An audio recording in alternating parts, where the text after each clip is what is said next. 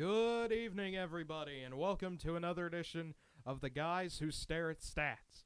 I'm Cade Kennedy alongside my co-host Connor Gray, and it is another great week of football. It's always a great week of football. It's always a great week when it And is football. we've got so much stuff to talk about today. A lot of things to preview.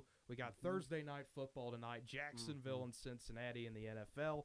We've even got Thursday night college football, Miami at home. A lot of football involving teams from Florida tonight. Pretty much. It will be an absolute blast, and let's just jump into the NFL.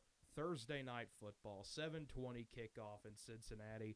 The Jags and the Bengals, Trevor Lawrence, Joe Burrow. Just a fun storyline. Anytime you get two number one picks going up against each other like this. Oh, yeah. It's always something to get excited about, kind of see where both guys are at. Burrow having practically a year under his belt, and then Lawrence giving off to a rough start like how Burrow did last season. But it's fun to see how these both will match up. And this is something we were talking about before the show started. And this is going to be, I think, kind of the main story of the week in the NFL as we continue to preview it. Yeah. There are a lot of injuries. And there are a lot of people listed as doubtful and questionable. Yeah. I'm not seeing a whole lot of big ones for this game tonight. And that's always a good thing to hear. I think that's very fortunate for both teams because they need all the help they can get. Exactly. Especially Jacksonville. They need as any able body. Jacksonville needs anything like you need air to breathe at this point. With the way they've been, you've lost 18 straight games, which is not very good, obviously. No. But, just how do you even turn this around if you're Jacksonville? And I don't really know how this gets better. I think in many ways they gotta hope some team they play is just not playing at their best. Like Arizona, let's be real, they got lucky that they got by Jacksonville because Jacksonville kept shooting themselves. Cardinals shot themselves in the foot most of that game. Jacksonville actually was up ahead at half, and then eventually Arizona got it together and Jacksonville fell apart. Yeah, we got that wonderful kick six. Man, Gus Johnson being is he all right? I don't think that man's ever all right. Anytime I miss the old commercial they did for Fox where it was him calling a game and a big play happened and stuff starts exploding out of the back of his head and they have to bring in the technical team to fix him before he explodes. that was one of my favorite commercials they used to air during college football games, and I was like, oh, okay. I understand that he's a very explosive guy, but I don't think he's going to actually have a meltdown in the booth. He gets excited for those moments. And he makes those moments a million times more better. He does. With just how excited he is. Exactly. But speaking of this exciting, I don't think this game's going to be that exciting. Unless you're just kind of looking at focusing on Burrow and Lawrence, there's really not much to look for. Personally, it's like with this, Bengals are obviously the better team. Yeah. As the way they've been playing so far.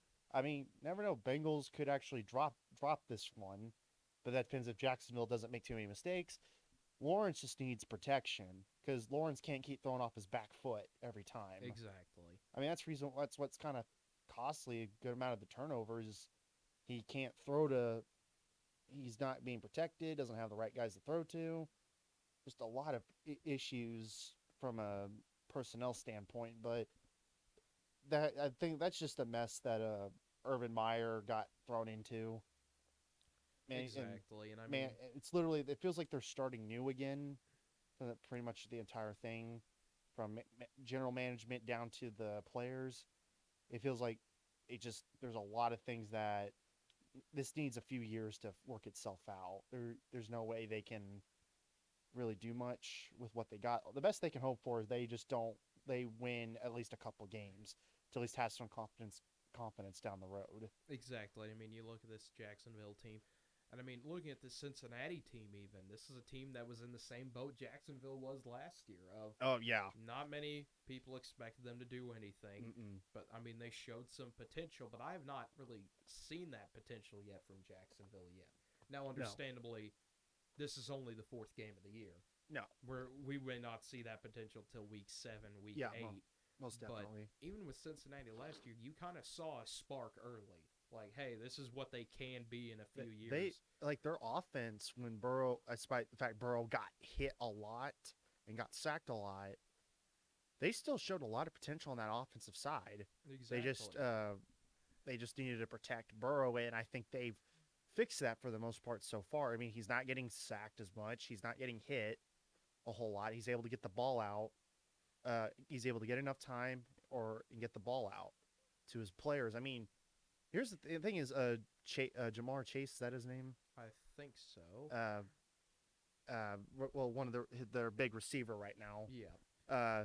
The rookie receiver they used on a fourth pick, which many people were like, "Why did you waste a pick on him?" Now, for granted, he was going to be a first or second round pick, Yes. but it felt like, why did you get him? And then because I know I said this, I think on one of our first NFL recap, was that or preview, I should say.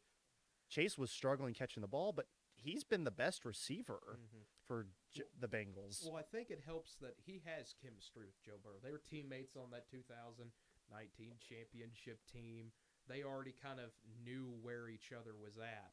And I think that goes a long way, especially when you make the jump from college to NFL. Well, that is true, but it's just like you're hearing this stuff like even before like preseason, they were like, he's struggling. I wouldn't be like I wouldn't be surprised if he just doesn't get any playing time. But the fact that he's proving he's gotten a lot better since the preseason really speaks a lot. I mean, Boyd being that second guy, heck, it's like those are your first two options.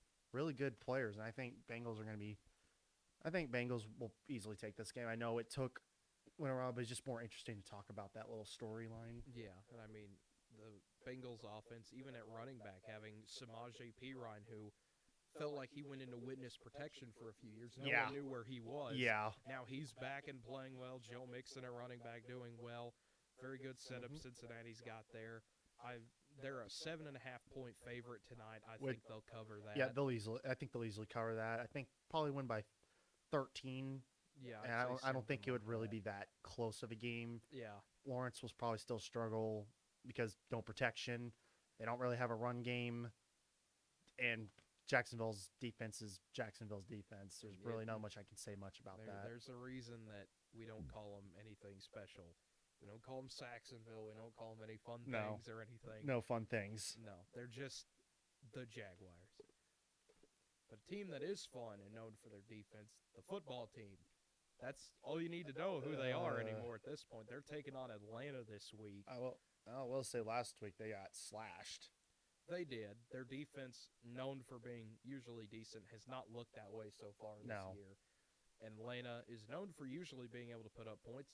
They could not do that last week, but it somehow worked because they were playing the Giants. I know, but we all like to make fun of the Giants, but I mean, they've shown some life. We'll get to them later. Yeah. But, I mean, if you're Atlanta, just kind of a turnaround in terms of you get beat 32-6, then you get beat 48-25, then you finally don't play average or above average or championship caliber team. Yep. And you get a win. Now, you had to scrap and fight 60 minutes, but hey, and it's the NFL. Wins a win. All that matters is the final result. Yeah. For pretty much for all the teams. But I know Washington's a 1.5 favorite. I would still personally, because Washington's defense still, despite I know they didn't really play as well last week. I think they bounce back, and I think they hold Matt Ryan and company down quite enough. See, I'm the opposite. I think Atlanta kind of showed some life last week that they absolutely need to have. Washington's defense will figure them out. I'm not sold. I just think the Giants pulled a Giants. They are the dirt for a reason. I'm not really sold on either of these teams, but I'm not either. But I'm saying just between the two, I think Washington's defense just does enough to keep Atlanta from really causing too much damage, and I think Washington just barely squeaks by with a victory. Yeah, I'm gonna go the exact opposite. I'm gonna say Atlanta wins this one, maybe at home, maybe another 3-point walk-off field goal, something like that. The next game we will probably be in agreement on. It's the Texans and the Bills. I mean, the Texans are boy. not really in a good place right now. No. You're 1-2. And going up to Buffalo. You're 16.5-point underdog if you're Houston. How's Tyrod Taylor right now? I do not know. I do not know what his status is currently. Let me actually see if we can get the injury report up and running here. Let me try to find it real quick because I was looking at it a little bit. Because if he's not playing, then earlier, let's see. We have it. He's still on the injured reserve. Okay, so. Well, that's still. Well, I'm not saying it would have made much difference in who I would pick to win, but I'm difference in maybe like how competitive. Yeah, how competitive the game will be, but with him out, especially they're still not playing Deshaun Watson, which I still wouldn't either because of how he's been behaving, especially with the legal crap that's still going on with him. Yeah, this doesn't really change anything, but still talking about Houston just not playing. I know after that first one, they seemed to hey, they could actually be pretty average this year, and then it's oh, well, everything went downhill after Tyrod Taylor went down, so, and they still have other issues they're dealing with. But yeah, there are so many things they have to go through at this point. I mean, you're already down to your pretty much third string quarterback. Yep. Technically, your starter is available, but he's in the fourth spot right now. He's in the fourth spot. He's only going to play if you absolutely have to play him. Yeah. Even then, I don't think. I think if it came down to it, the Texans would probably just find someone from the stands to play quarterback. They'll probably just make the punter do it. Yeah. Or do what just Denver did last year and just, you know what, we're just going to run the ball every play. We're just going to have a running back. We're going to have, hey, Philip Lindsay, you still know how to do that, right? But, I think we both are in agreement that the Bills will take it out. Buffalo will kill them. But Josh Allen will just go off, probably throw 400 yards. Yeah. Now this next game, this is actually more interesting of a game than it usually is. We got the Bears and the Lions at Soldier Field. Always big when you get the NFC North involved. And the Bears are a 3-point favorite. I really do not know why. I don't know. I don't think really anyone should be favored in this one. I would just have it dead even. You just go either way. I would have this one as a pick 'em personally because I have no idea what the Bears are going to do. At least with Detroit, you still have a solid structure and you have your starting quarterback and you know who he is, you know what in all other positions. But with Chicago, it's like you don't have Andy Dalton. And Fields got a rude awakening last week. Exactly. And because he had one of the worst starts I've ever seen from a rookie. Yeah. And now it's just and now the fact that Nick Foles is also might start. Yeah. Who knows? You have 3 quarterbacks in 3 weeks is never a good sign. That's not a good sign. And speaking of not good signs, Khalil Mack yesterday was not participating in the practice. Something's wrong with him. He's got a foot injury. Andy Dalton practiced very limitedly today, actually. Very limited at today's practice. Really no idea what is going on in Chicago right now. And I think Detroit is a team that already twice this year has had classic Detroit moments. You have Justin Tucker breaking the record on you by banking a field goal in from 66 yards out. Mm-hmm. And then you have the 49ers game where you look not really good until the final 5 minutes. Everything goes your way, and then you just run out of time at the 25-yard line of San Francisco with no time left. Exactly. I mean, there's not really much but it's like Detroit, I think, is obviously, better than what their record shows. Yes. For the most part. I mean, when they played the Packers were just played well that day. Nothing really Detroit did wrong. Yeah. Just Packers were a much better football team. But they had their shot with Frisco, but even then Frisco shouldn't have even let that happen. Then last week they probably should have won, but once again, Justin Tucker literally just you don't have to put him in the Hall of Fame, just put his leg in the Hall of Fame. I mean, what even can be said about Justin Tucker? He's the greatest kicker in the modern NFL. Exactly. But he's that good. I mean, you now hold the record. Mm-hmm. He's at least gonna be I'm not sure if he'll be a first ballot Hall of Famer, but he'll definitely be in the Hall of Fame if when he first gets the chance. Exactly. But I think another thing that kind of needs to be touched upon here is with the Bears, and we already mentioned it, but it has to be hammered in. This is a team that has no direction. no, They have zero anything going for them. they haven't had any direction since 2018 after they lost in that heartbreaking playoff game against Philly. I know, but this year feels worse than most Oh. because Andy Dalton comes in. Now you don't have Andy Dalton. Justin Fields, maybe that's the answer. No, it's not. Didn't seem like it. Do you bring Nick Foles out? What happens if something happens to him?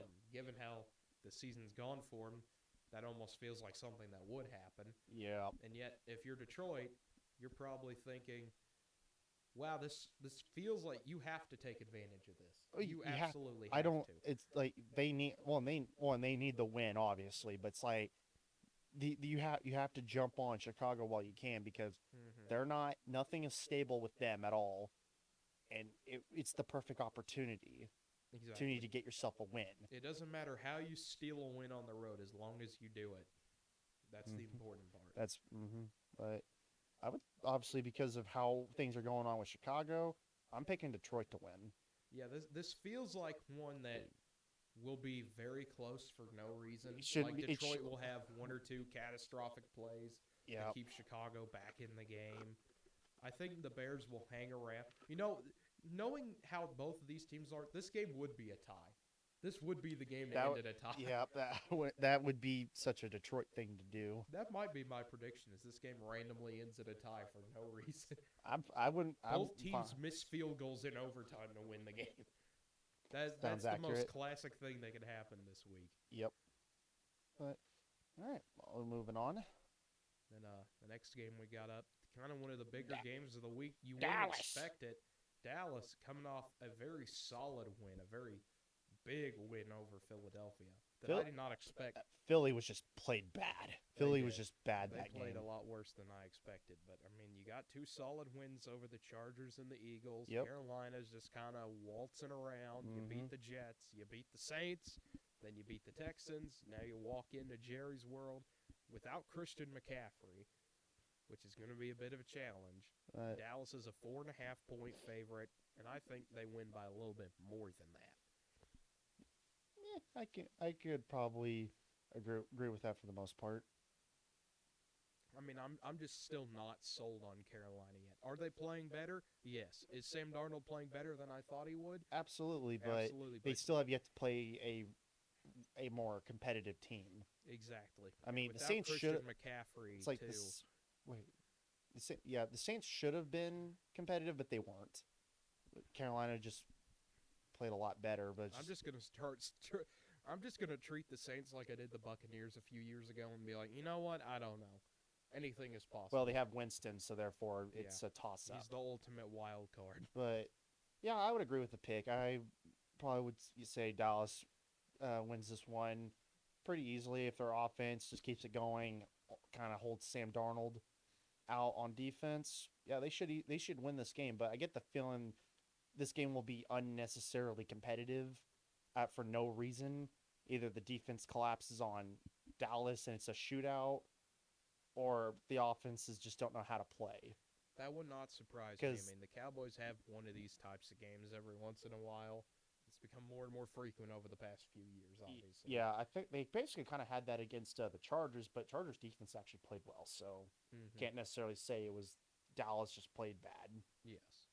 But, yeah, Dallas for the win. Yeah. And then the next game we've got up here on the docket would be the Colts heading to the Dolphins. Jacoby Brissett playing against, the team he played for in the Colts. Always an interesting storyline when that happens. Yeah. And Miami, despite the backup quarterback, is the favorite. But if you're the Colts, you have a problem. Sam Ehlinger is on the injured reserve, one of your backups at quarterback. Carson Wentz is questionable. Jonathan Taylor, your running back, is questionable. Well, not to cut you off, you were going to keep going, but it's just like Wentz is always unquestionable because of his legs. Yes. So it's mean, I still think he's gonna play against Dolphins, but I don't think it's going to be it's not going to be like a hard fought, difficult game that it's been the last couple of weeks for the Colts. Exactly. This is going to be one of those like I really don't know. I mean, it would not shock me to see the Dolphins win this. They looked better than I thought they would against the Raiders. Raiders didn't play that as well as they could, but obviously they when it came down to it, they played better under pressure. But with them not having Tua, I'm not as confident with the Dolphins, and I just think Colts will Colts should actually be the favorite, not the underdog, the underdog for this one. Well, I think it's because we have no idea what the Colts are going to do. We have no idea if Wentz is going to play or not. Like you said, I think he will. Yeah. But even then, he's not that great of a quarterback. I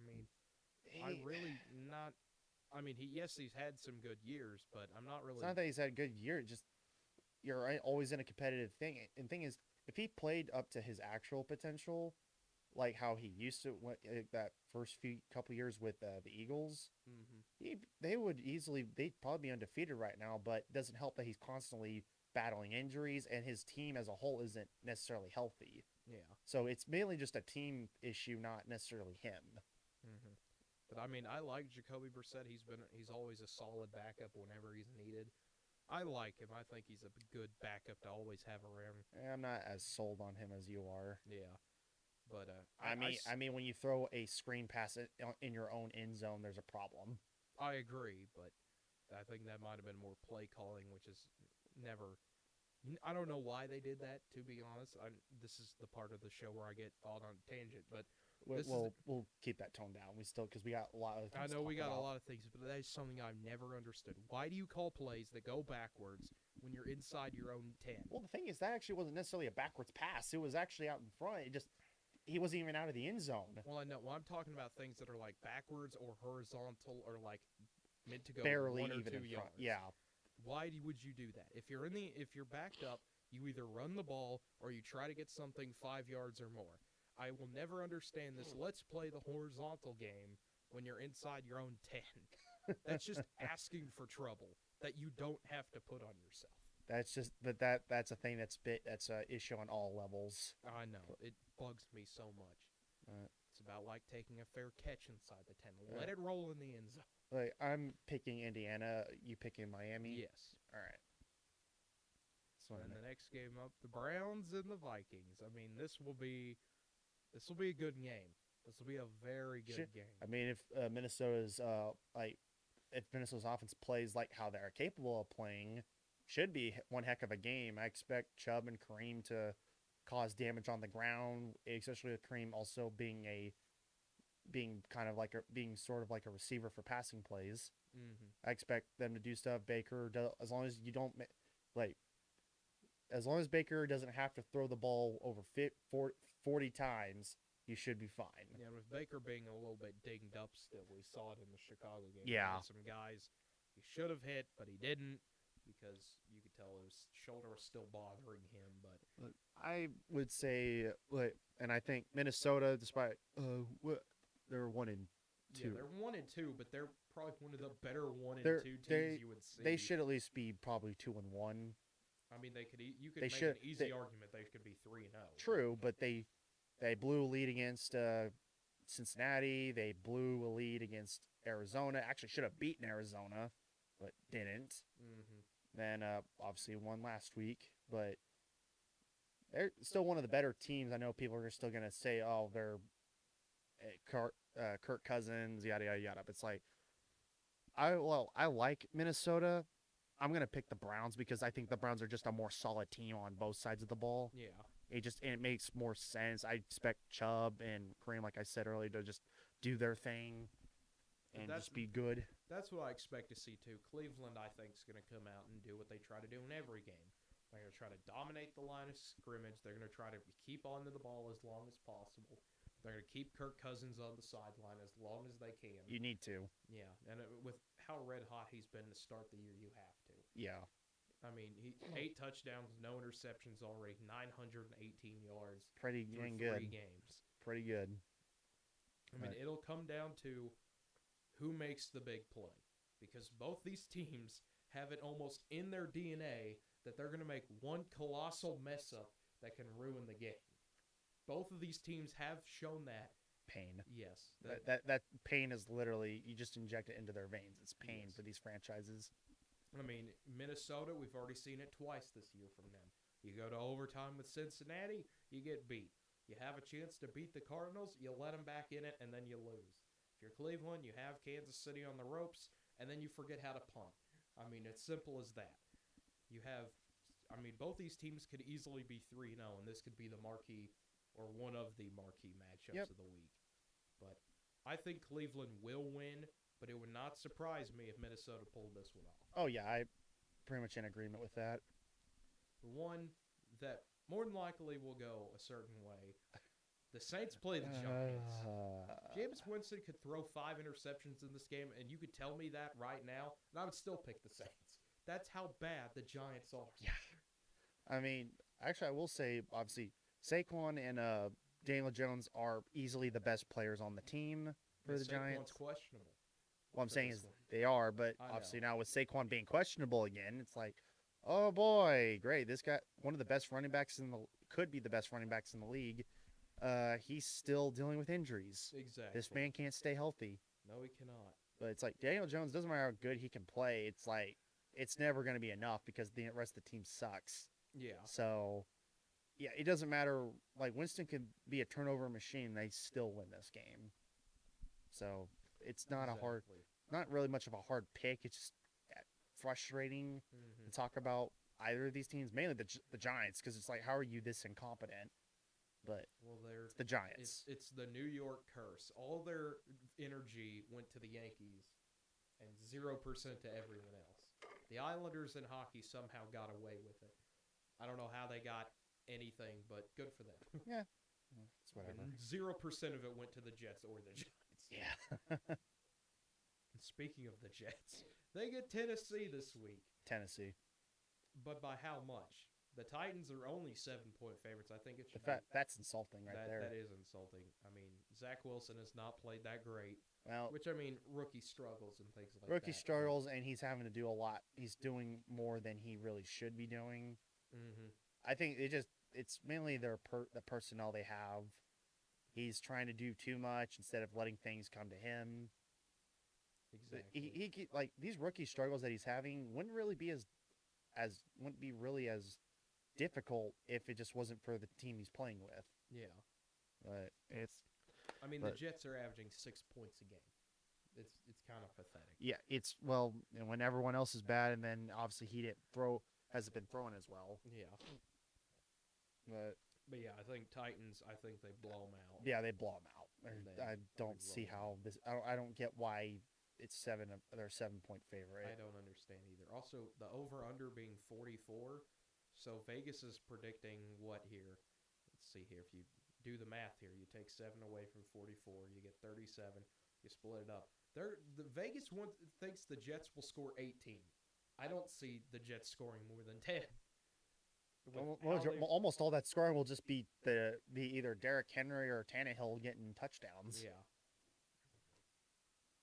But Chiefs and the Eagles, the next one up. I mean, this will be a big test for Kansas City. I mean, anytime you go on the road in the NFL, it's a big test. With the Chiefs playing kind of iffy the last few weeks. The Chiefs' issue is just keeping control of the ball, and a few issues on defense. I know many Chiefs fans are like, it's the coordinator's fault. I'm like, the coordinator has the schemes.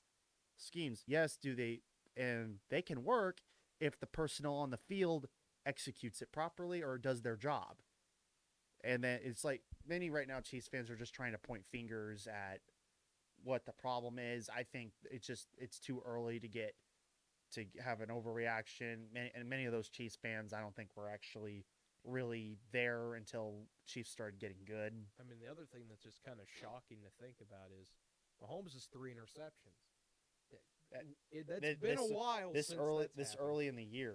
I know that's never a good sign, and I mean something we talked about. Chris Jones is questionable. That's kind of a big thing. Orlando Brown on the offensive line, he's questionable.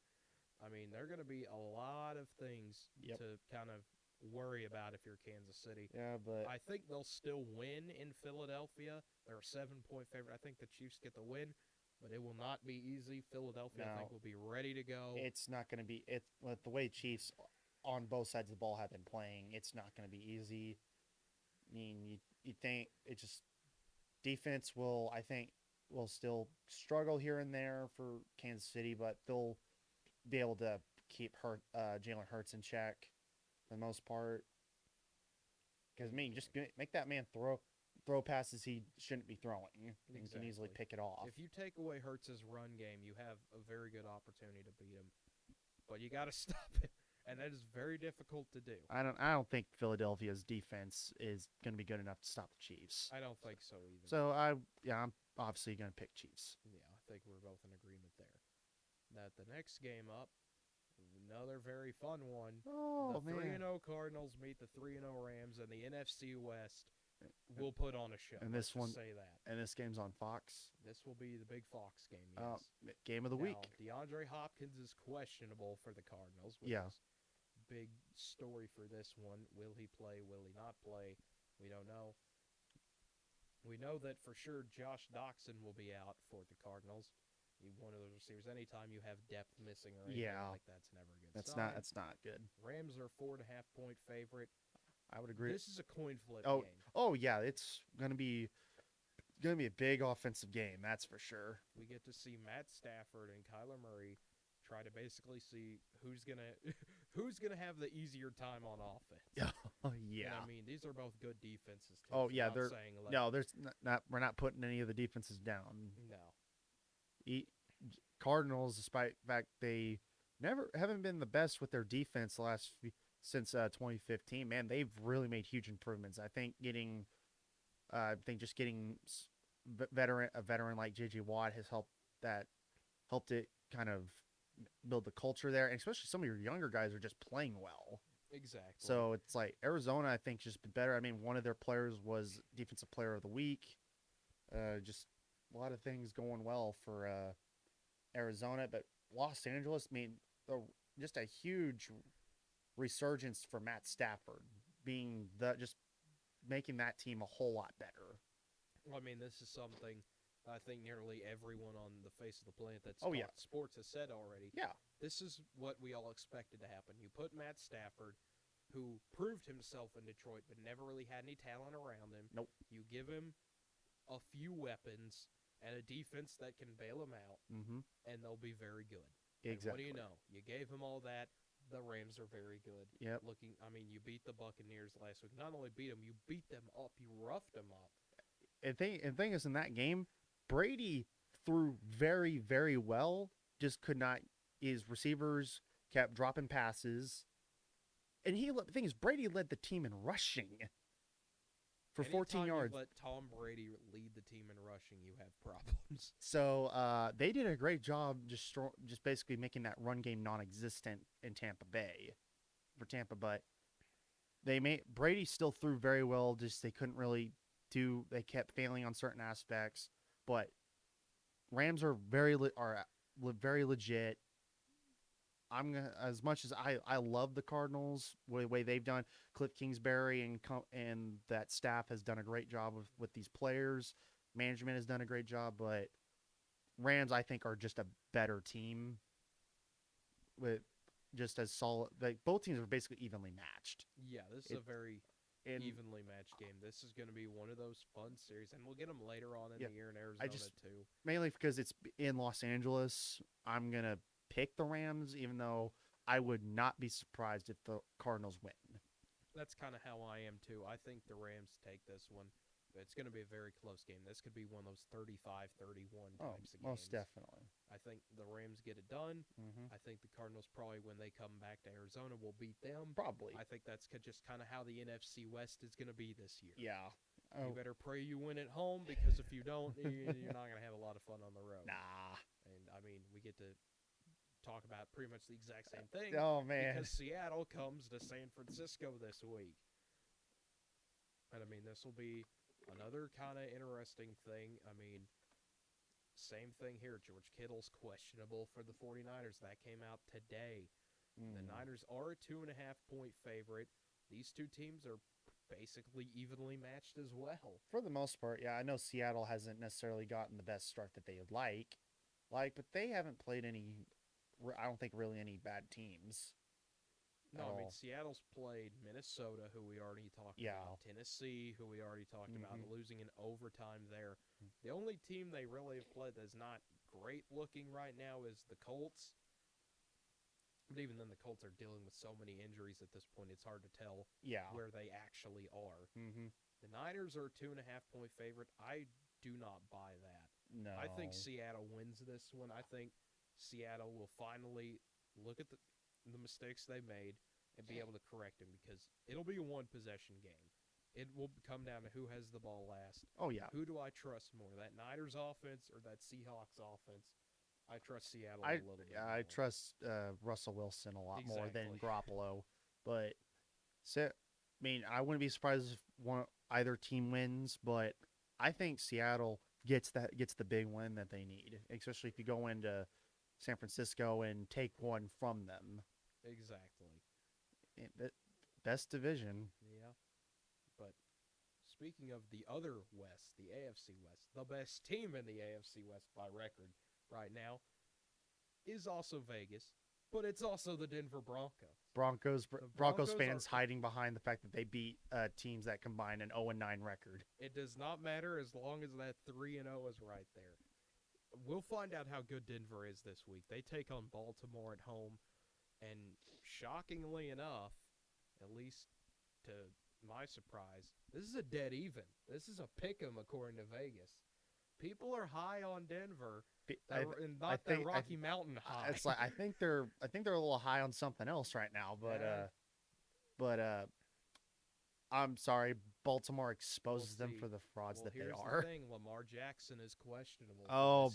Okay, that changes Gordon things. is questionable for the Broncos. That's just going to turn into who is better at back. Who has better depth is what this might turn into.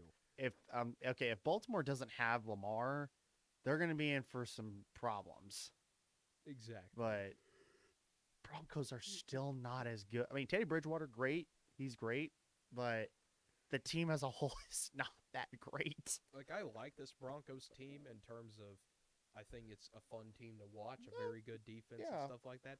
I don't think they're world beaters. No.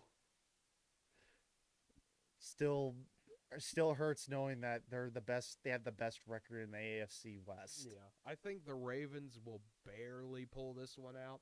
Maybe Justin Tucker goes for a 67-yard field goal this week. Let's go. Breaks his own record. Yeah, up there with the altitude and everything, you never know. Yeah, you never know. But I think if Lamar is healthy, they blow him out. Well, not blow him out, but beat him pretty good. If he's not playing that game, then I think Baltimore barely wins that game. Yeah, I think this will be a pretty fun one to watch. But another fun one to watch, anytime you get two name franchises like this, the Steelers and the Packers. Always a fun time to see this.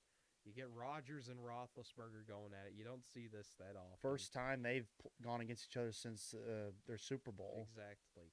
I mean, this will be such a fun game to watch. I mean, but if you're the Steelers, Chase Claypool is questionable. Juju is questionable.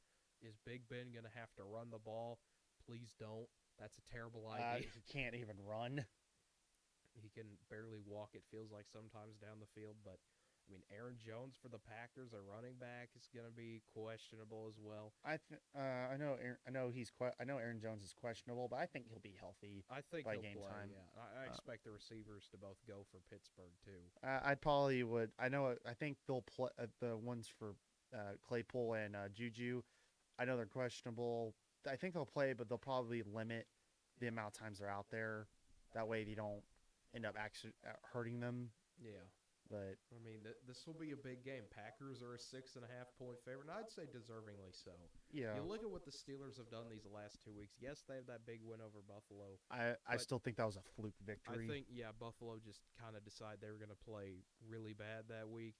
I mean, Steelers still had big moments. You had the punt block and everything, but I Then mean, we saw the Steelers get roughed up by Vegas, and then Cincinnati takes them pretty much out behind the woodshed and just beats them around at home. I mean, yeah, you don't see that happen in Heinz Field that often. no. Cincinnati just took it to them. Mm-hmm. I really don't know what happened there, and I mean, you have to fix this obviously if you're Pittsburgh, but Yeah. I don't think they can this week. Not with what they have right now. Not going up against Aaron Rodgers in that offense.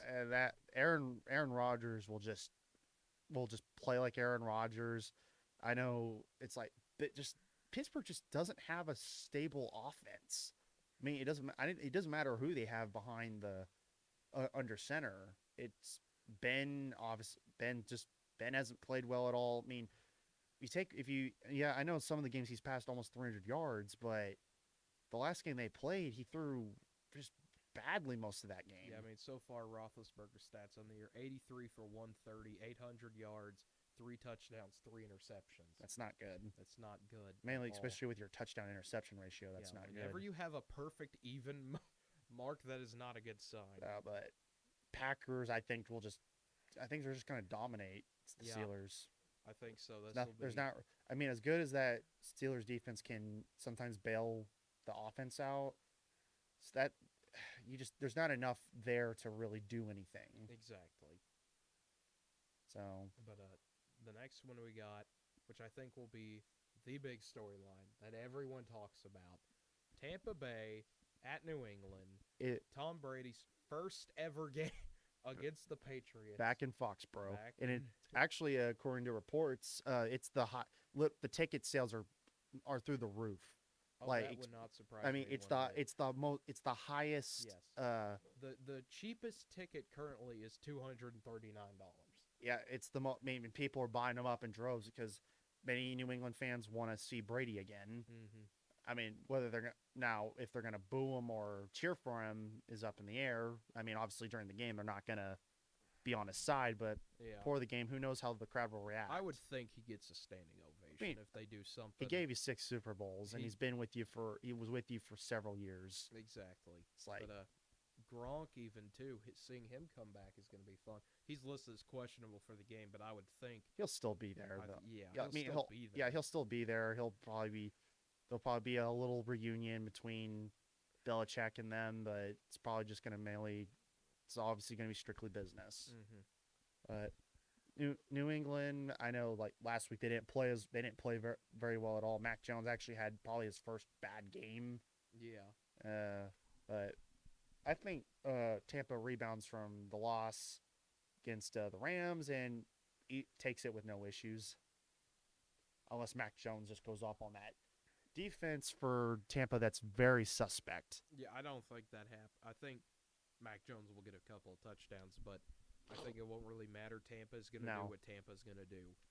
They're going to rebound. They're going to look and say, "Hey, this is an offense that is going to score. Even when they have a bad day, they're still going to put 24 on." Brady's just going to be Brady. Hopefully, they can fix that run game. That way, Brady isn't having to do everything. Exactly. I mean, that was the one thing. It's like I was actually expecting. I know this is for last week for when they played the Rams, but I was expecting Brady to throw an interception. He didn't throw a single one in that game, which was shocking. I'm like, he threw interceptions against worse defense. Now, for granted, he threw 2 that were just, one was a bad, didn't catch by Fournette, and then he just threw a Hail Mary, which really he only has maybe 1 or 2 interceptions on the year. Yeah. How many? What's his? Yeah, he only has 2 interceptions. He shouldn't even have 2 at all, but it's whatever. Exactly. But it's one of those things that happen sometimes, but yeah, we're both in agreement that Tampa wins this. I will say that it will be the most interesting game. It will be very big. I mean, it's the Sunday night game.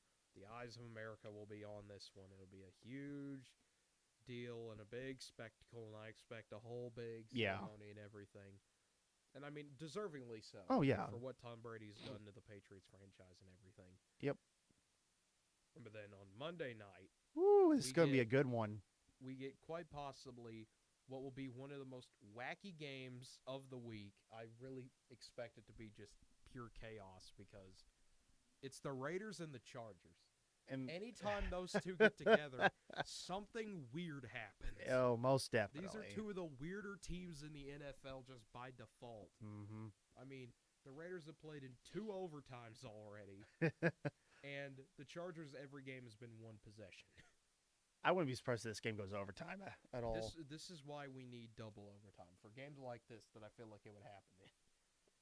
I think especially for certain teams like this, just 15 minutes of an overtime isn't enough because these two teams are just going to go at it. Or just go to the college overtime rules, and they're real good ones from like 5 years ago. Exactly, but yeah, this is a really tough one. I mean, if Herbert isn't, Justin Herbert being questionable is a big factor. yeah, if Herbert is able to play, this game will be really close. But if he's unable to play, Raiders should take it no problem. Exactly. Even though it's in LA, which I was actually shocked when LA actually had their first home game. There was actually a good crowd there. I think I already saw something though that like ticket sales are 75% Raiders fans for this one. Okay, that's not surprising. But, like a lot of people, like a lot of Northern California, Nevada, tracking wise, has bought tickets for this game. I'm surprised there's still any loyal Oakland Raiders fans in California. I mean, God bless those people. I don't know why you're rooting for them still, but I mean, they left you because they wanted. Well, actually, the city screwed them over. Is what really screwed them over, not exactly the Raiders. Yeah, but the city council politics aside, yeah. But I still think this is going to be one of the more interesting games. I'm actually happy that this is actually going to get a good amount of attention. Exactly, because it's 2 really good teams going at it, and it's obviously an AFC West rivalry. But we'll see how this goes. Yeah.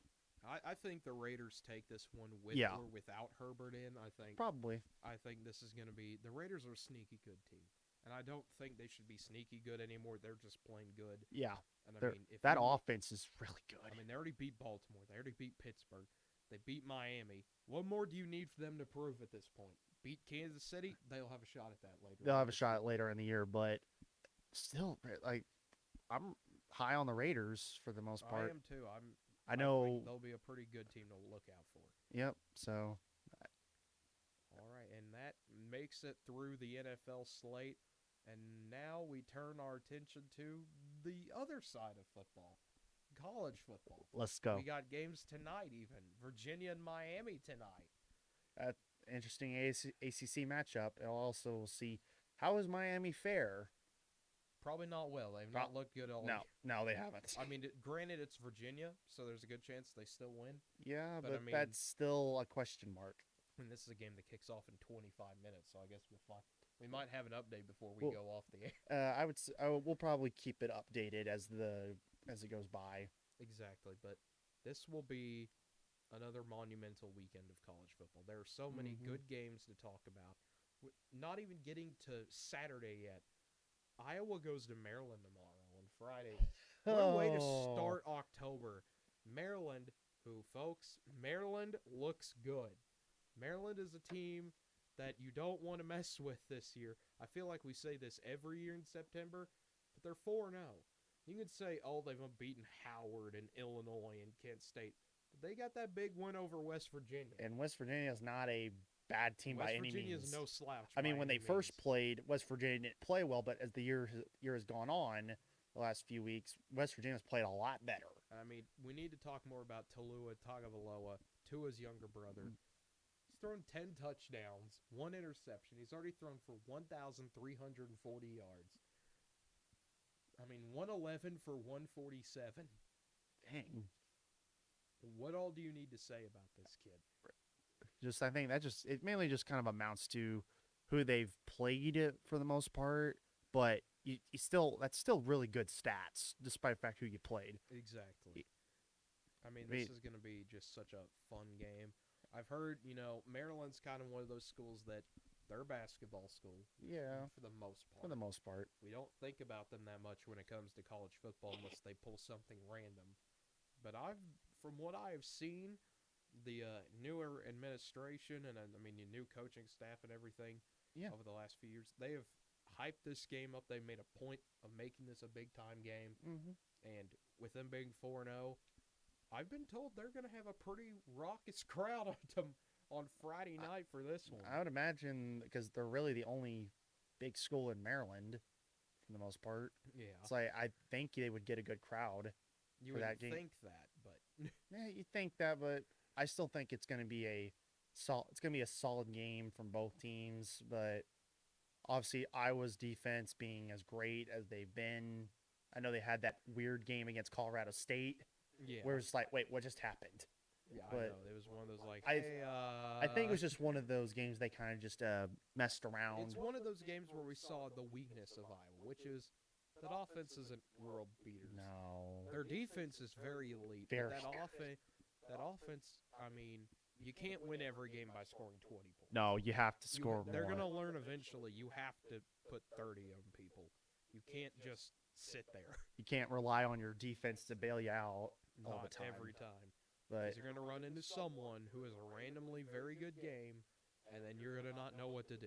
I think this might be a game where And this that will be might a good. this week. It's like this might be a good test for Iowa's defense going up against a I think really good quarterback. This will be their biggest test yet, which seems so weird to say considering they played Indiana and Iowa State already. But This might be the best offense they've seen so far this year. well, it's mainly because when they went into those games, both the Indiana and Iowa State, they didn't play well on offense. No. I mean, for Purdy, he's bounced back a little bit, just a little. Like I know the week after he bounced back, Yeah. but against Baylor, not so much. But he didn't play that awful. And some of that goes to Iowa's defense making big plays. Yeah, Iowa just Some was of that really is good. like, why are you throwing Just- that? Yeah, I mean, when you in fast motion, you think, oh, he made a. Then you're like, oh, Iowa just played well. Yeah. But Iowa, great defense. I think out of those, it's like you want. Was right make a prediction already or wait? We can kind of just predict as we go this week. That's fine. I just want to make sure. I'd probably pick Iowa. I'd still want to pick Iowa to win that, but I would not be surprised if Maryland's offense shows up. I think Iowa might be in for some trouble. I agree. I mean, this is going to be a very fun game, I think. I think this will be one of those Maryland will come out of the gate swinging. Yeah. Everyone will go, oh my goodness, is this the week Iowa loses? And then they don't. And then they win like 27-21 or something like that. That sounds about right. That sounds about like the most peak Iowa game I can think of. Oh, one possession games, baby. Yeah. I mean, close games only. In this house, we protect our close games. That's Iowa's strategy for pretty much football in general. Yep. It feels like. Just kind of running through the list here of some of these other games. There are a lot of games I think that you need to be ready to pull the upset alert on because, looking at some of these, there are a few that I'm going to call that are going to sound weird, that are you're not going to really think about them as games until we bring them up. Mm-hmm. But you need to watch out. This will be a very, I mean, every week is important in college football, obviously, but this is going to be one of those that stands out a bit more than others, I think. I think the last 2 weeks have kind of shown it. We've had a very chaotic season so far.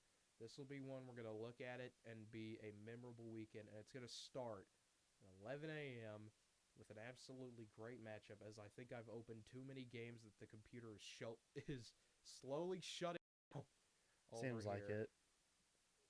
I mean, there are so many good games to talk about. The first one, Arkansas and Georgia. Oh. If you had this game circled as a top 10 matchup, please put your hand down because no, you didn't. No one expected. No one this. expected Arkansas to be where they're at. No. That's the biggest. I think one of the biggest shocks to everyone was that because Arkansas the last couple of years they were just average record-wise, or at least a winning record. To all of a sudden, they're a top 10 team. Not only top 10, number 8. It's still mind-boggling because I'm so used to them not being that good. Yeah. Well, when it comes to where they're placed at national rankings. Yeah, this will be one of those kind of right place, right time games for Arkansas.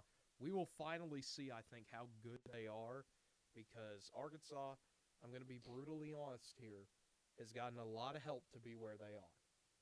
You got Texas playing Hudson Card instead of Casey Thompson. Not saying Texas wins that game if Casey Thompson starts the entire time. I still think Arkansas wins that game. But you get Texas who's down. You run into A&M who has a backup quarterback. Now, granted, I still think that's a competitive game, even with A&M starting quarterback.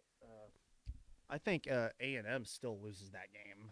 I'm not really sure. That just feels like one of those games Arkansas could do everything right most years and still lose. That's just kind of how that rivalry works for some reason. But Georgia is an 18-point favorite in this one. Ooh. Vegas really likes that defense that the Dogs have. Well, I would agree with that, but you have to really. It's like Georgia doesn't have necessarily they mainly were going to score with their offense, but the issue is Georgia hasn't necessarily had the best world beater offense. They really haven't. That's always been the issue with under Kirby Smart is that they've never had that legit offense. I think the best offense they had was that 2017 year. Yeah. But even then, they weren't that great. You had two great running backs. I'll say it's pretty easy to be Chubb great and when you say, okay, here's our offense. Hand the ball off to Nick Chubb or Sony Michel. Yeah, it's like anyone can look good in that offense. True, but I could look good in that offense. but that was just the 1 year they just had a legit offense. Exactly. Everything else has been hit and miss with them for the year. Like they have games where they'll destroy you with that offense, and then they'll just lay down and die. Exactly. And it's going to be an amazing crowd in Athens. Yes, it's an 11 a.m. kick, but College game day will be there. Yeah. Big time game. I think Georgia wins this one. I don't think it's going to be 18. I really do feel like this is going to be like a 1st to 21 wins. It's going to be a defensive slugfest. Oh yeah, I would pretty much agree with that. I mean, especially with both offenses not necessarily being the best, but they do enough. Exactly. I think Georgia pulls one out. Mm-hmm. This will be their first tough test. Yes. I mean, Clemson was a tough test, but but the way they've looked like it, I think the Georgia offense kind of had a little issues they needed to figure out. That's what it looks like. I'm not saying that. That's kind of what I am saying. Yeah. It's really hard to really pinpoint on Clemson because they should be playing a lot better than they are, but they're not. But don't worry, Clemson will be later. We'll bring them up later. They'll be later, but it's just kind of like they became a little relevant. But that's okay. I still think Georgia wins this one. It's their first true test in the SEC. Let's put it that way. Exactly. Then another big one we got is there we go. As our computer continues to want to prevent us from having a show this evening, I guess all of a sudden now. Seems like it. Michigan on Big Noon kickoff goes to Camp Randall to take on Wisconsin. Now this is one that a lot of people are hyping up Michigan, and I understand the reason people want to hype them up. And you can say, yes, Wisconsin's 1-2. They're not very good. They have not looked good. But I mean, I really don't understand this. I've seen people like, oh, Michigan's going to blow out Wisconsin. Wisconsin's not any good. It was like, I mean, have you watched Michigan? They don't throw the ball. They don't throw it. So and it's like Wisconsin exists on one very good thing, and that is shutting down your run game in about 5 seconds. Yeah. Michigan's going to have to learn to throw the ball in this game. I think they will. I think they'll do a decent job. I think they'll win, but I'm not saying by much. Wait, who are you picking? I'm picking Michigan. Okay. But I think this will be a very close game. Yeah, I'm picking Michigan also. Yeah. I think they just do I'm not big on that. Wisconsin's offense is just not good. Yeah. Like their defense is good, but defense is very good. Just their offense cannot really do anything. This is going to sound weird, but I think this applies for this year and maybe only this year. Wisconsin looks like a poor man's Iowa. Yeah. That does not sound correct 99% of the time. Usually it's the other way around. Oh, yeah. But Iowa looks like the better of the run the ball up the middle and throw like 8 times. Exactly. And rely on your defense. I think Michigan, I think they'll probably have to throw the ball a little bit more, and I think they'll do a better job with it. And, I mean, Wisconsin is a 2-point favorite in this game. I don't buy that. I don't buy that at all. Now, over under 43.5. Welcome back to my gambling advice. Probably don't take it. It's don't. Probably wrong. But if I was a betting man, I would hammer that under. 43.5. I could really see this being like a 13-10. It feels like a 7. For me, it's more like a 17, either 17-13 or 17-16. Yeah. literally it's just like I don't. They're not even going to get to 20. Exactly. I don't. This is going to be a very not painful game to watch, but It's not going to be it's as gonna be a slow. It's gonna go fast time wise, but it's yeah, gonna feel very slow. yeah. That's just the way both these teams like to play. Though. Mm-hmm. But the next game we've got up is one that we probably wouldn't have talked about a few weeks ago, but now you got to mention them because the Demon Deacons of Wake Forest are 4-0. They're the second best team in the ACC if you go by the AP poll rankings. Yeah. That's a statement I didn't think I'd get to say ever. Maybe in basketball one random year, but Yeah, basketball, I wouldn't be as surprised they occasionally get much better, but it's like, wait, seriously? yeah, Yeah, I mean, that's what it is. Wake Forest taking on a 3-1 Louisville team. This is one of those sneaky good games. This game is not even going to be televised. Oh, that's a No, little disappointing. 11:30 a.m. kickoff. It'll be on ESPN 3, so it'll be a computer game. If you got a laptop or a phone, Surprised they didn't put that on ESPN Plus. yeah. Well, that's because they don't have that deal like they do with the Big 12. That's true, but they've been able to put games on there. Yeah. So, but that doesn't make any more. That just makes less sense. But you got a computer or be able to get it on if you your have phone. the ESPN app, Well, you'll it's be like fine, it's like you have ESPN on your phone or you go on your computer. You should be fine. exactly. But I think this will be a really fun game. This is a game no one's going to talk about No. because no one's going to see it. There'll be like 8 people that'll watch this game. I will probably be one of those 8 people because I'll be like, oh, let's see how this is going.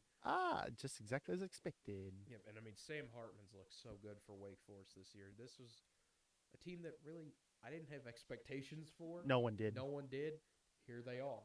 The fact that they're ranked is still just mind-boggling for me because it's like they usually are like on the bottom 4 of the ACC, but they're playing well so far with the teams they played, but it's really hard to really measure up with them because Louisville, we know they can play well.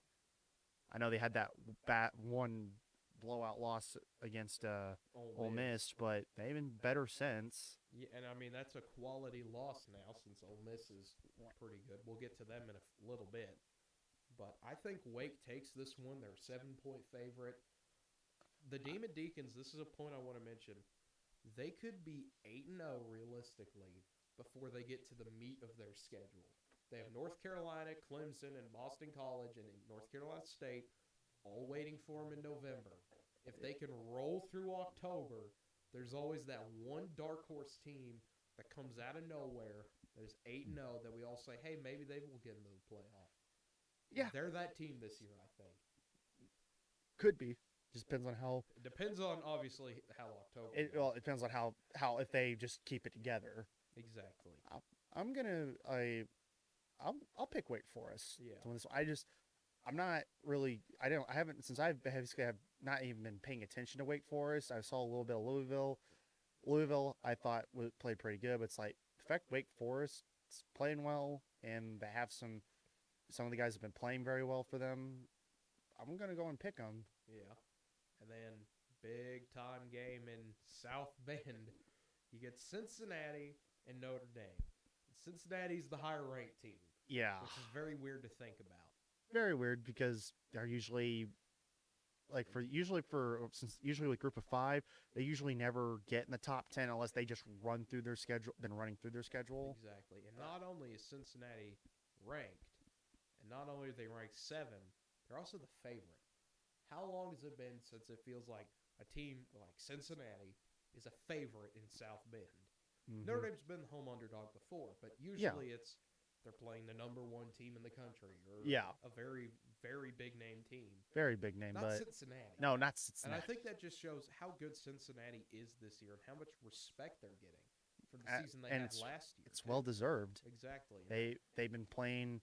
They're riding high off what they did last season, and I feel like they're doing even better. I know they had that scare with Indiana, but Indiana is not a bad team. Exactly. The record shows that they haven't been that great, but they're much better than what people think they are. Indiana, I think, will still be one of the better ones in their division, but with Cincinnati, obviously, I understand why they're the favorite. Notre Dame hasn't necessarily played well against teams they should have beaten. Mm-hmm. Yeah, I mean, we all realize what Florida State turned out to be. Toledo shouldn't have even been that close, but Toledo gave them a scare. I know they battered Wisconsin, but Wisconsin doesn't have an offense. And not only that, did it look like Notre Dame kind of turned another level on once Jack Cohn went out of the game?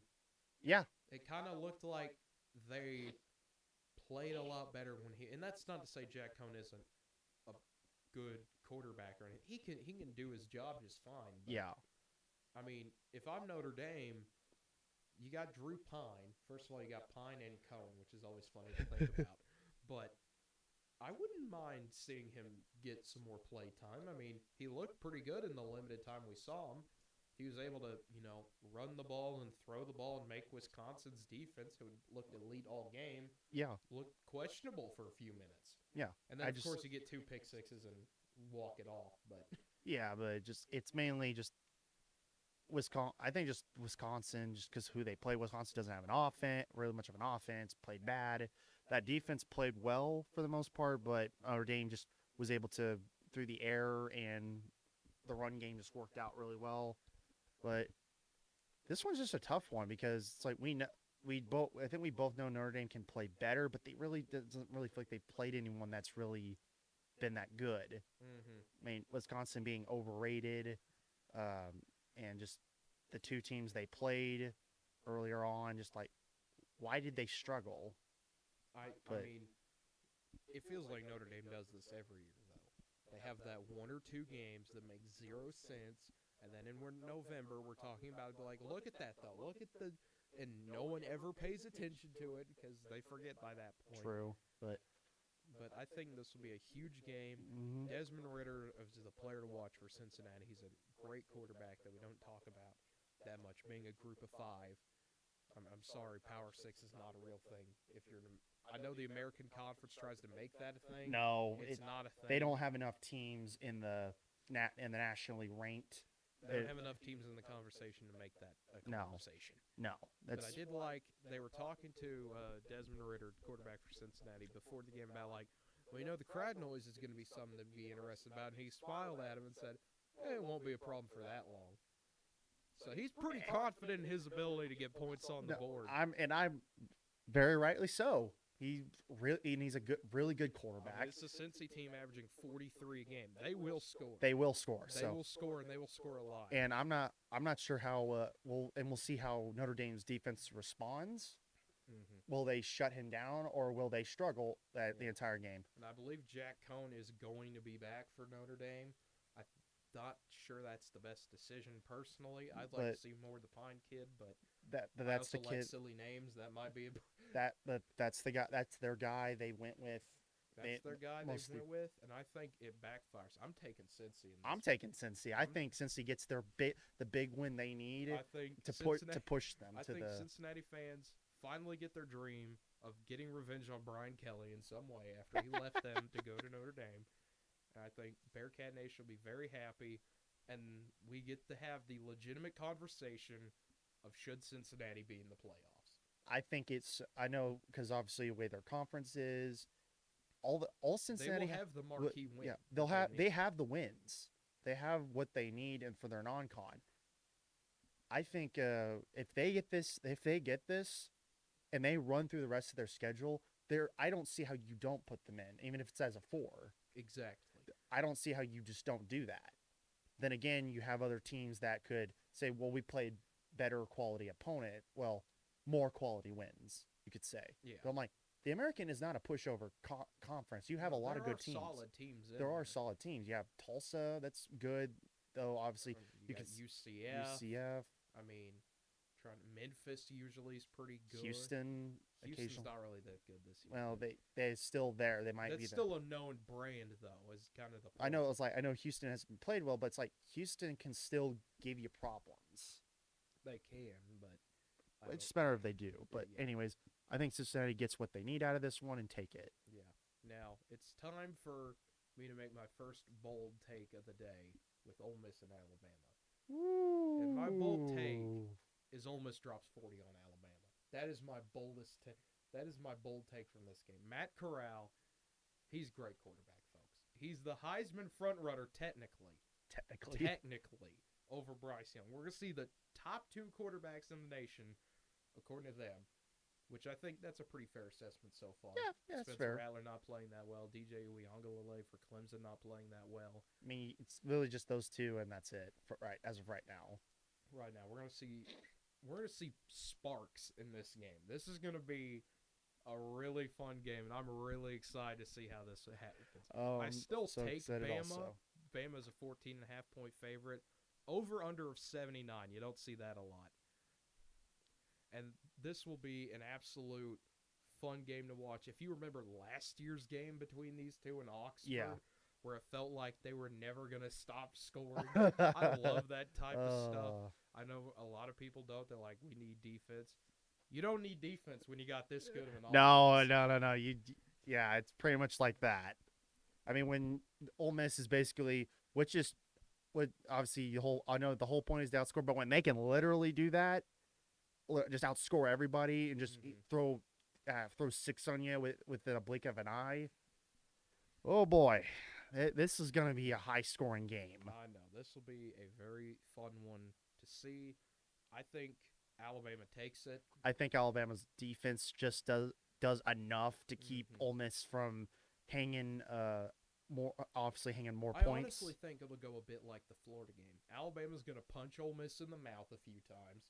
Everyone's going to talk about, look at how great Alabama is, which is deservingly so. Yeah. They're probably the most complete team in football this year, every year. Like every year. You know, never count them take out. There, Alabama's good. But Ole Miss will then kind of respond. They'll get their feet going. There'll be a few moments where you think, could Ole Miss actually do this? And then Alabama will slam the door and the game will be over. I still think Bama has to score about 40. Bama will have to score, and they can. They can score, but it's about can they keep doing it? Yes, because you can't slow down. You can't slow down like against Florida. Yeah, like Florida, you can slow down against because they're going to run the ball because that was what was working for them. Well, Ole Miss will throw it 80 times if they have to, just to so they can stay ahead of you. If Lane Kiffin finds anything that'll work, if they find the dumbest play call and it works, he will run it like 8 times in a row. He will just start spamming the one play call. It's basically like spamming four verts and NCAA 14. That's Lane Kiffin, though. That's just who he is as a person, and that's why I think it's hilarious that he's like if one of us had a job as a coach, where he's like, you know what, I'm just gonna do this. But I think we're both in agreement. I think Bama takes it, just not by much though. Exactly. And then Oregon takes a trip out to the farm to take on Stanford. I mean, this is one of those games. I think this has trap game potential. Yep. Oregon, I mean, they were kind of shaky against Arizona for 3 quarters. Then they pulled away. They're an 8-point favorite here. Stanford, we know what Stanford can do. Don't sleep on David Shaw ever. Don't sleep on him. You pay. Do not sleep on Stanford, especially. I know they had that loss to K-State, which K-State at the time was Stanford had a different quarterback. But now the quarterback they have has just been really good. I think they probably still would have lost to K-State. I think so too. But not by it wouldn't have been like a 24-7. It would have been like probably 24-23 or something like that. Now, granted, Stanford did lose to UCLA. True. They lost that big game. But UCLA is still a decent-ish team. Yeah, UCLA is still good. But Stanford, do not. If you're Oregon, do not sleep on them. No, you absolutely do not do that. Do not make that mistake. And I think Oregon does pull this one, but this is going to be one of those weird games. This is going to be, you're going to look at this, you're going to scratch your head, you're going to think about it for a few minutes. You're going to say, why is this happening? Then you remember it's Stanford. They do this every year. Yep. They literally did it earlier this year to USC. And look what it showed with USC. I mean, yeah, it got held and fired. Yeah, Stanford just, I think, is just, we know, it's like, they can play better than what they can't, sometimes they show, but they're kind of like the K-State of the Pac-12 to me. In some ways, yeah. That they play just this kind of methodical game sometimes. Though they're not, the difference is one's more, K-State's more likable than Stanford. Yeah, well, Stanford's also got the big brain. They got academics. They don't need sports. But they're good at them anyway, including ones you don't even ever think about. Yeah. Well, ones no one ever really cares about. Yep, except Stanford. That's why they're good at it. All right, But I but think we're both in agreement. Oregon. yeah, I takes think this. Oregon takes it, but I won't. But don't sleep on Once them. again, don't be surprised. Don't be surprised. Speaking of don't be surprised, Oklahoma goes to Manhattan. This is one of those games that if you're Oklahoma, you've circled this game. You've been dreaming about this for a while. Just wanting to absolutely destroy K-State into the ground. There's just one problem, though. OU doesn't have an offense. You can't destroy a team if you win 14-0. No one's going to look at that and say, oh, yeah, you absolutely totally destroyed this team. They're going to go, wow, if you guys didn't have that defense, K-State would have won. Even if K-State had -7 yards or something, that would still be the take that people would get out of this game. And More Oklahoma's likely. defense is good, folks. It actually, honest to goodness, looks good. K-State, very solid team. I do not think they're going to have Skylar Thompson from what I've seen. Now, that could be Chris Kleinman trying to pull the old switcheroo and like WWE or something. Maybe. Skylar Thompson drops from the top of the ceiling somehow or something. Maybe, but he's still obviously the third string quarterback they brought in after Howard against Oklahoma State played a lot better. But yeah, if Will Howard is starting, he might as well end the game right there. There's no reason he should be starting for K-State. Yeah, but it's like obviously we'll have to see how OU does on the road. It'll be a very fun test for Oklahoma. It always, anytime you get K-State, is just that kind of weird game, kind of like we just talked about with Stanford, where you know exactly what's going to happen, but it's very hard to stop them. It doesn't matter how much you prepare for them. The fact that they can still do their thing on you is agonizing. And Oklahoma being an 11-point favorite, let me tell you, folks, do not buy that. Oklahoma's not an 11-point This is favorite. at least a 3-point game. This is a 7 or 3-point game. When's the last time OU's played K-State in Manhattan and it not been a 7 or 3-point game? That'd be 2015. And it took the power of OU not leaving their airport until 1 in the morning. Oh boy, I don't know what to really say. If that offense for OU is still not going to wake up, I'm not going to be surprised if K-State somehow pulls out a victory out of nowhere. Yeah, I think OU will win this game. They I'm should. picking Oklahoma, but at the same time, this is the same thing we've said about K-State for forever. You have to hit them early. If you give them any momentum in this game, it will be a long day again. I mean, that's what Oklahoma State did right out the gate. They punched K-State. They fired the kill shot in the first quarter, and then just kind of like, and I know they sat there for the rest of the game, but it's like at least they made it look like K-State couldn't really do much.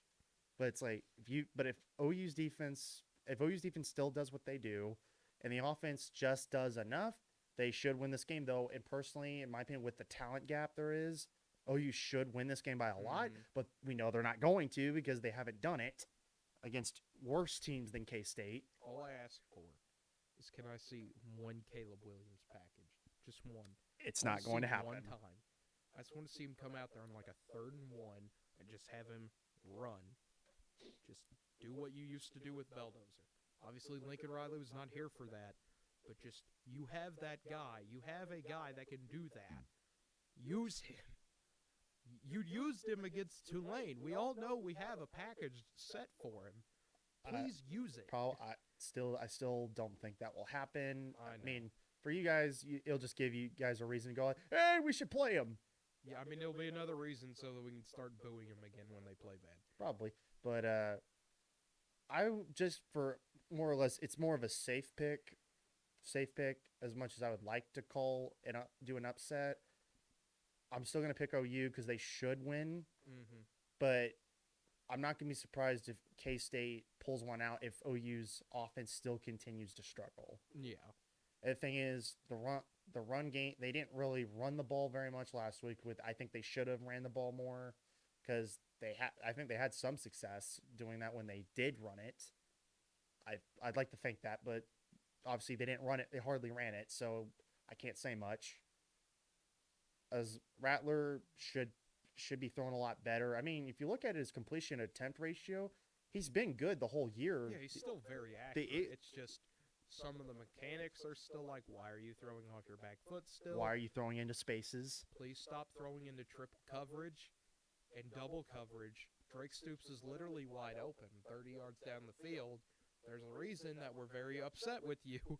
But We understand we're going to support you still, but please adjust to where you were last year. We all saw it. We all know you can do it, so do it. But we're both in agreement. We are taking OU, but for me, let's not. I will not be shocked if K-State somehow takes it. Mm-hmm. I'll be upset. I know you'll be upset, but I'll be laughing. Yeah. Don't worry, I have to deal with agonizing pain for Oklahoma State and Baylor. We'll talk about it later, yeah. And next one up, this is kind of another one of those weird games, I guess you could mark it as. Rutgers is a team that everyone kind of forgot about.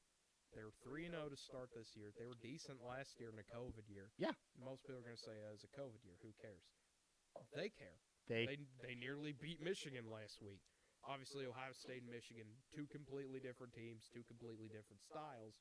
But Ohio State's still trying to figure out stuff. Yeah. And it's week 5. Mm-hmm. Yes, they're 3-1, but you really didn't need to know what you were doing. You didn't really need a game plan to beat Akron. No. You could just out-talent Akron. Yeah. Same with Tulsa. And they still nearly struggled with Tulsa. They really didn't put Tulsa away till late. Very late in the game. But I'd say Rutgers plays pretty well most of this game, and Ohio State plays well. But Ohio State should, with all the talent they have, they should win this game no problem. They should, but I don't think they will. I think Rutgers will keep it close. Everyone will do the same thing of, oh, hey, wow, look at Rutgers. They almost won a game. Wow, impressive.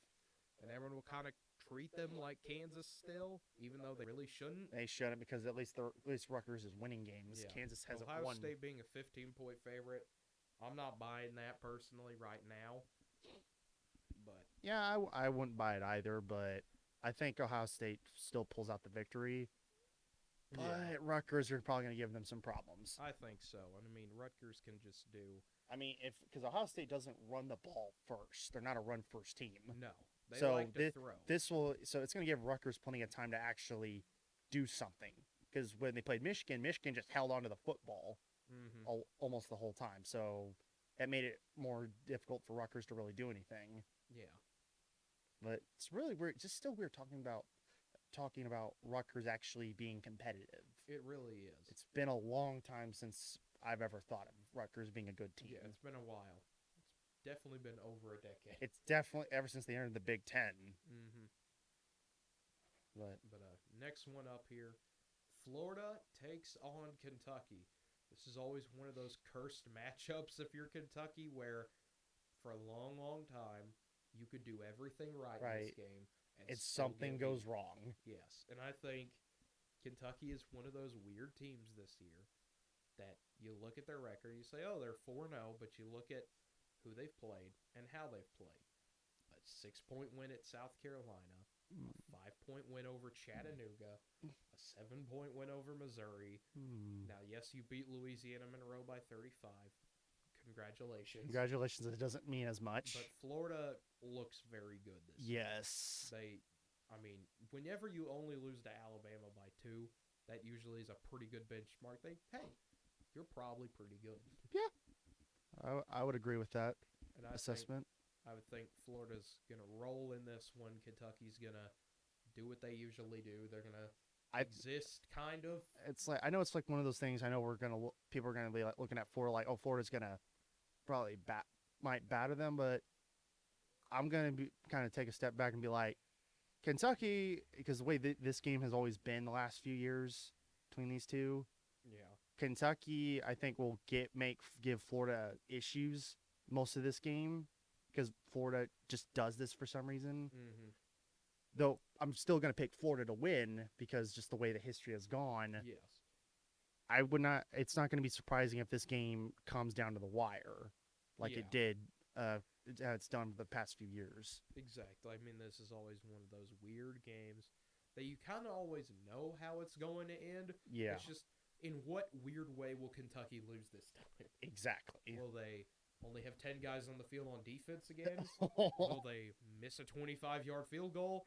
Will they completely forget how to stop a slant route. I mean, there are so many fun ways they lose, which has got to be just so depressing to be a Kentucky fan in football. But, I mean, good for them. At least they have fans. At least they actually have support, because for being considered a basketball school, they actually do get some solid support for their football. They do. Which is always great. I wish certain ones would get that, but we know they won't. I wish a certain other basketball team that starts with a K would do that, but, you know. No, No. that'd be too difficult. No, that's not allowed. It'd just be too easy to support other sports. Yeah. But next one here, Mississippi State comes to College Station taking on the Aggies. Ooh. Maroon versus Maroon. I mean, this is going to be a very entertaining game. Anytime you have a Mike Leach offense, which is so random and very weird and never makes any sense. Never does. A&M is still with a backup quarterback. This is kind of where I make my bold take of Mississippi State upsets Texas A&M. I mean, the way A&M has played with their backup quarterback and the way the team has responded as a whole, it's upset territory. I mean, it really is. It's not going to be. I know some people are going to be like, "Oh my God, Mississippi State won." It's like, it's not surprising if you looked at the way A&M has played. It's not going to be surprising. No, I mean, ever since King went down for them, they've looked absolutely terrible. Exactly. They've looked horrendous. Mm-hmm. They have not looked good whatsoever. The fact they even scored 10 points on Arkansas was an accomplishment. Yeah, it really was. It was. And I think, yes, you can say, well, look at A&M's defense. Yes, it's pretty good. But that's how Mike Leach offenses work. Is they're going to have so many possessions with the ball. Mm-hmm. You know, they're either going to go 3 and out in 30 seconds or they're going to score. Exactly. I mean, that's just kind of how those offenses tend to play. You're going to get exhausted either way trying to stop it. And I think Mississippi State personally. I just don't see how anyone has any. I know you can have some confidence in A&M, but you can't when your backup hasn't really done anything at all since he's been playing, and that offense as a whole just has not responded well. I mean, the offensive line has not done a good job for the most part. Their quarterback's just not good. The run game is almost non-existent, and the receivers can't get the football. It's like, I don't know how you pick them. Exactly. It's like you have to go with the upset. The fact that it's just weird seeing A&M ranked at, they're like probably the worst ranked team in the top 25. It seems like. I mean, it makes no sense to me why they're still 15. Like, what do they have that when you look at their resume that stands out as this is a top 15 team? Nothing. I mean, you barely beat Colorado, Colorado has just not looked good after that game. Colorado had like 50 total yards against Minnesota or something. Yeah, they were not. Like, they looked awful. Yeah, they were awful, and they're still in the top 15. Part of me feels like that's more or less of a Texas bias rather than a favoring the Texas team. Kind of more of like hey, they're SEC, they're good. An SEC bias. They almost went to the playoffs. Didn't you know? If only they wouldn't have gotten beat by 35 by Bama. Exactly. And I mean, that's how that goes every year for them, but they already lost a game. It's like, until they get their starter back, there's just no way A&M takes this game. Unless Mississippi State just plays absolutely horrendous. Yeah, I know, which, I mean, could happen. But once again, I just don't see it happening. Yeah. And then the biggest game in the state this weekend, mainly because it's the only game in the state technically this weekend, Baylor comes to Stillwater. Ooh, and a random top 25 matchup comes out of nowhere. I mean, who would have thought Baylor would have been Baylor and Oklahoma State being top 25? Me. I mean, when you look at Baylor, this was a team last year that was young, and with Dave Aranda's first year as a head coach, you get thrown into a COVID year, where, I mean, who knows what could happen. But he was a very good coordinator at LSU. I mean, we saw what he did. He won a national title. I mean, we were able to see what he did. This is a Baylor team that's going to play very physical. They're going to be very good on defense. They're very good on special teams as well. They've got I can't remember his first name, but when you got Ebner, But very scary. well, here's the thing with Baylor.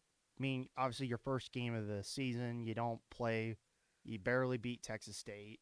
Then yes, you dominate the next couple of games, and then you get a good win over Iowa State. But they weren't even getting votes for the top 25 until they beat Iowa State, and all of a sudden they shot up to where they're at. It's like, wait, hold on, they weren't even getting votes.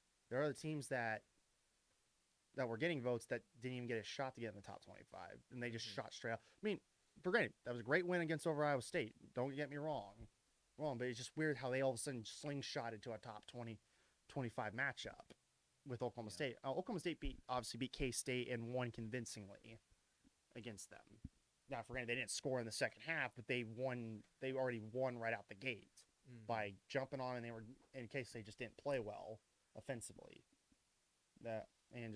But this one, it's like I'm not. It's like, does Oklahoma State come out like they did against K-State and just play well, running the ball and throwing it, and the defense just doing their thing, or does the offense not really show and this becomes a defensive battle? I think this will be the defensive battle this honestly is going to be such a weird game to watch, because when I think Baylor and Oklahoma State, I think of all the great shootouts they've had over the past few years. Great shootouts. But this is going to be a rock fight. This is going to be first the 17, 24. Maybe. It's going to be one of those types of weird, grind them out types of games. And there are going to be some big plays still, obviously. I will say this will be the first big test for the OSU defense, mainly in regards to the offense that Baylor has, especially good quarterback that they have. Yeah, it's going to come down to, can you stop Gary Bohannon? He's a very dual threat. He's a dual threat guy. There's a reason he's got the nickname of RG4 by some of the Baylor fan base. They think they're pretty high on him. They got every reason to be. I think, but personally, I think OSU's defense just keeps doing what they've been doing for the most part. I don't think they don't entirely stop him, because dual threat and he can throw the ball well. But I think OSU's defense does enough to stop him. I think OSU's offense kind of has like a hybrid of what they've done, like with last week versus what they did the few weeks before. I think OSU does enough to get this win, and I think get a solid top 25. But it's going to be a close game. I agree. I think this will be a very competitive game. But at the end of the day, Oklahoma State will come away with another win. It'll be a very one of those, like, how did this happen? It's like, how did we get by? But this? The big issue is going to be, will Oklahoma State actually score in the second half? Because if they don't, then it's going to be. If they don't, Baylor wins. I'm going to just say that right now. If they don't score, OSU probably doesn't win. Baylor's going to be the first team that jumps on them really bad about it.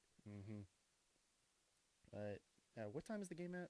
Game will be at 6 o'clock. 6 o'clock. Okay, and it's on ESPN 2. 2. Okay, I want to make sure, because I was thinking this was like a 2:30 game. No ESPN Plus this week. Thank goodness, actually getting some respect. No, because you're put up against Florida, Kentucky, which means ESPN has zero care about either of those games. Because Bama, Ole Miss. But at least it's at least on television, at least on cable. Yeah. If you have ESPN 2. Like most people should, but the issue is, like, we got OSU and K-State, which in regards was actually a good game, actually a good matchup, got relegated to ESPN Plus. Yes, because they had, the thing is, there were two games that were on at the same time that were worse, that on ESPN and ESPN2 or ENU. That why are those games on television, but yet we get relegated to the Plus? I guess it's because they already predetermined that stuff, and they probably saw OSU nearly lose to Tulsa and thought, oh, they're going to lose to Boise. We can just scrap this. And then OSU wins in Boise, and then K-State's top 25. And so it's like, that game should have been at least on, but it's whatever. ESPN Plus is just going to be that. But next one, speaking of big-time games, Saturday Night Football returns to Happy Valley as Indiana comes into town, taking on Penn State. And Penn State's been looking really good. And they will have revenge on their mind, taking on Indiana. beat them last year. I mean, Indiana beat them last year Mm-hmm. on the whole what is the plane? Did Penix extend across? Yes, he did. Yes, he did. It was very fun. Yeah. Penn State, though, 12.5-point favorites. And, I mean, the way they've looked this year, that defense, though, I mean, just so good. Mm. Also, Penn State team throwing the ball very well. It just very weird to think about. Clifford just played. He's played so much better than he did last year. Mm-hmm. So like it's a step up. I mean, he was a turnover machine last year, and all of a sudden, he's hardly turned the ball over at all, if even that. Yeah. And he's just thrown well, and I'm like, this is what Penn State needed. They needed a really good quarterback to help them get over the hump that they needed. They're a top team, one of the best teams in the country right now. Indiana, I know, can play well. I mean, they gave Cincinnati a scare. They could possibly give Penn State a scare, making it one heck of a game. But at the end of the day, Penn State's just going to be too much for Indiana. Exactly. I think Penn State will win this one pretty easily. Indiana just has not looked the same as they did last year. No, you can measure that up to, well, it was a COVID year, but I'm like, most teams they played didn't had all the same talent. Mm-hmm. The talent didn't change. Just the fact is that certain teams just played better during COVID than others. Yeah, this is going to be one of those games that people are going to kind of like, hey, look at Indiana, here they go. Yeah, but and then they go right down the hill. And I think Penix throws I think about 2 picks. Yeah, I'd say he probably throws an interception at the worst possible time. The worst time, and I think that gives Penn State the momentum they need. Excuse me. We get a game that no one is going to watch, but I'm going to watch it for one specific reason. Western Kentucky goes to Michigan State. Now, if you watched Michigan State last week against Nebraska, you probably thought, what is this game? Why is this game close? Why is this happening? Why was Nebraska winning? There are several questions. Number one, Nebraska may not be as bad as we thought. I think they're kind of showing, or it's either Nebraska's not as bad as we thought, or Michigan State isn't as great as they have seemed. Though I think it's a little bit of A and a little bit B. I think it's more of a bit of both. I think last week it was just kind of like one of those games where Michigan State didn't play as well as they could have, and Nebraska is just playing up to competition. Yeah. But I think Nebraska, I know obviously the season's not what they want. I mean, you have a losing record right now, but I know it's a way different thing. But I'll come back to that. Yeah. But I mean, this is kind of one of my upset picks. I think Western Kentucky's got a very good shot. I wouldn't. There are a few reasons why I say this. Now, Michigan State is a 10.5-point favorite. Yes. But you look at what Western Kentucky's done. Yes, they start the year with a blowout win over Tennessee Martin. So what? You're probably thinking. Well, then they have a 3-point loss to Army. Army's always a pretty solid. Army's been solid. And then a 2-point loss to Indiana. And they've got even more time to improve. Now, Michigan State has looked good this year, yes. But look at who they've played. Nebraska, who, yes, has improved, but is still not where you'd want Nebraska to be. No. Miami, who knows how good Miami is? No one. They're just like, you don't even really know. You can't really pinpoint on Miami. You really can't. Youngstown State, that's another FCS game. And Northwestern. And Northwestern has not looked good at all. No, Northwestern has kind of gone downhill in terms of their talent. And then Western Kentucky, they've got a transfer. If you remember last year, Houston Baptist played Texas Tech in a very weird game. Now, Houston Baptist had a quarterback named Bailey Zappi. And it was very funny because his last name is Zappi, and he threw the ball for 650 yards, which was very insane to watch. Now, he transferred to Western Kentucky, and keep in mind, they've only played 3 games. 87 for 119, 1,224 yards, 13 touchdowns, 2 interceptions. He has thrown for more yards. He's thrown for 300 more yards and 3 more touchdowns on only 19 more attempts than Michigan State's quarterback has. Oh, man. That Peyton Thorne has. It's going to be one of those weird games. I really think this is going to be one that is going to make zero sense. Yeah. But Western Kentucky loves to throw the ball. And anytime you could trap a Big Ten team in throwing the ball when they want to run it, I think it's going to be an upset. I really do. I like the Hilltoppers in this one. But with what and the stat and many of the stats you pointed out, man, I'm not gonna be surprised if this becomes upset territory. Michigan State their defense has to step up to keep Western Kentucky in check. If they cannot keep Western Kentucky down, well, boy, don't be surprised if they get blown. They might get blown out by at least over 20 points. Yeah, I mean, anytime you get one of these teams and Western Kentucky's been like this forever. It feels like they always have one game where they keep someone close. Yeah. Whether it be Louisville, Kentucky, or even Indiana now, and it maybe even will happen again this week. But I was really impressed by by the Zappa kid last year at Houston Baptist, and I mean how he's transferred to Western Kentucky, who we know can run offenses. We've seen them all do it before. Yeah. For the last 5 years. Very much so. And I think this will be a very fun game. Way it is, it looks like that's going to be, but who knows who knows what it'll turn out to be. We'll obviously get to see it for ourselves, but I like the Hilltoppers. Yeah.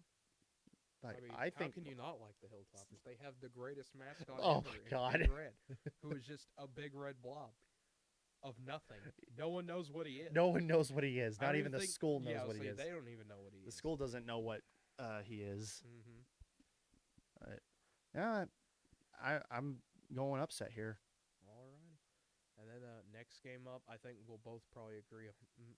I think we'll both agree on the upset again. Boston College takes on Clemson. Clemson's a 14.5-point favorite somehow. I mean, with the way they played against the way they played the last couple weeks, I mean, barely beating Georgia Tech and then losing against North Carolina State. Yeah. I think Clemson, this is their wake-up call. And Boston College had played really well last week. Yeah, I mean, they've looked pretty good, even with a backup quarterback. Keep in mind, Jurkovich is not the quarterback for Boston College right now, but they're able to run the ball so well. Yeah. And that's something that'll become a problem. If they can do what they want to do, sit on the ball 40, 45 minutes. Yeah. This can become a very big problem for Clemson, for an offense that's already struggling. I mean, you're gonna see limited touches to a certain extent. I mean, it depends on how Boston College just comes out. And keep in mind, Boston College nearly beat Clemson last year. Yeah, and that was when they had Trevor Lawrence and had a solid. Remember, Trevor Lawrence did not play in that game. Oh yeah, that's right, because did. COVID. That's right. That's right. I forgot about that. Yeah, but and that was with Travis Etienne. Now Travis Etienne won't be here in this one. So this is going to turn into. I think this will be another upset. I'm taking Boston College on. I'm going to take Boston College because I'm not. No, I don't know. I don't see how a lot of people are confident in Clemson. I don't see it. It's like Clemson has not played well at all this year, for the most part. And then the next one up, Auburn and LSU, night game in Death Valley. Old-fashioned hate. Yeah. I mean, there is no love lost when you get a Tiger Bowl like this. Auburn and LSU, they flat out do not like each other. No, they do not. As is most of the SEC West. But I got LSU in an upset here, too. Auburn's not impressive. I mean, yeah, you beat Akron and Alabama State. Congratulations. You got beat by Penn State. And then Bo Nix played so bad he got benched against Georgia State. You were down 24-12 at halftime to Georgia State. You would have TJ Finley come in to save you. When TJ Finley is having to come in to save your season, that is a terrible sign. I think they return to Death Valley, and LSU will just – they're not going to blow them out. I think LSU will just dominate, but not – like score-wise it won't look like it, but I think most of that game will just be LSU just kind of bullying them. I think so. Really not much to say because Auburn just not played well and LSU just kind of hit and miss because LSU can play better what they have. But LSU can absolutely play better. Now, LSU is kind of in that weird spot because they already have the UCLA loss. Yeah. So, I mean, unless something amazing happened, they're kind of out of contention for a lot of things in most people's eyes. The best contention they have is if they somehow make a weird run to the SEC title game, but Yeah. even then they won't make the playoff. Yeah. But I just don't like. We'll talk about future games for next week, but yeah, LSU I think just bullies Auburn most of that game. Auburn can't really do much. I think LSU wins that game by at least 14. Yeah. Then Arizona State and UCLA. This is another weird kind of pick 'em because Arizona State I haven't really been impressed by. No. UCLA I'm a little bit more impressed by. I think UCLA wins this game. They're only a 3-point favorite though, and I could very easily see Arizona State taking it. Yeah, I wouldn't because it's obviously because the Pac-12 is the Pac-12, especially with the way the just most of that all the teams have just played so far. You won't. It's like seeing an upset is not going to be shocking for any of them, but I'm still going to pick UCLA because I think they're the more sound and better team, just the way they played most of the time. Yeah. But Arizona State not been as impressive. I was even saying that early on. Why are they a top 25 team? Yeah. I didn't see that. Clearly to boost BYU. This is all a conspiracy. I believe it. Yeah. But just there's really nothing with Arizona State. There really isn't. Like I was never high on them at all, and the fact I was still irritated. Why are they top 25? But once again, it showed they lost to BYU and lost convincingly, and then just haven't really done much. And I'm not going to be surprised if UCLA probably either UCLA kills them or UCLA just drops this one. Yeah, This is UCLA's game to lose. It really is. I mean, you got so much talent that UCLA has. I mean, you got DTR, you got Zach Charbonnet at running back. I just think UCLA is just too good for them. I mean, UCLA is still a good team. They lost to Fresno, who is one of the best Group of 5 teams this year. And Fresno State's ranked, but a lot of people aren't going to really pay attention to that. Respect them until the end of the year, even though I know we didn't really mention who Fresno's playing. They go to Hawaii this week, which hooray for late night games in Hawaii. It's like unless you're on the West Coast, that you're probably going to be asleep when that game goes on, and you'll just see what the score was. Yeah, that's how most of Hawaii games work. Unless they're playing on the mainland. Yeah, but I mean, Hawaii's been in kind of an interesting situation this year. To kind of briefly touch on something I haven't talked about a whole lot of, they're still dealing with COVID stuff over there. And I think they've been trying to get a new stadium for a while.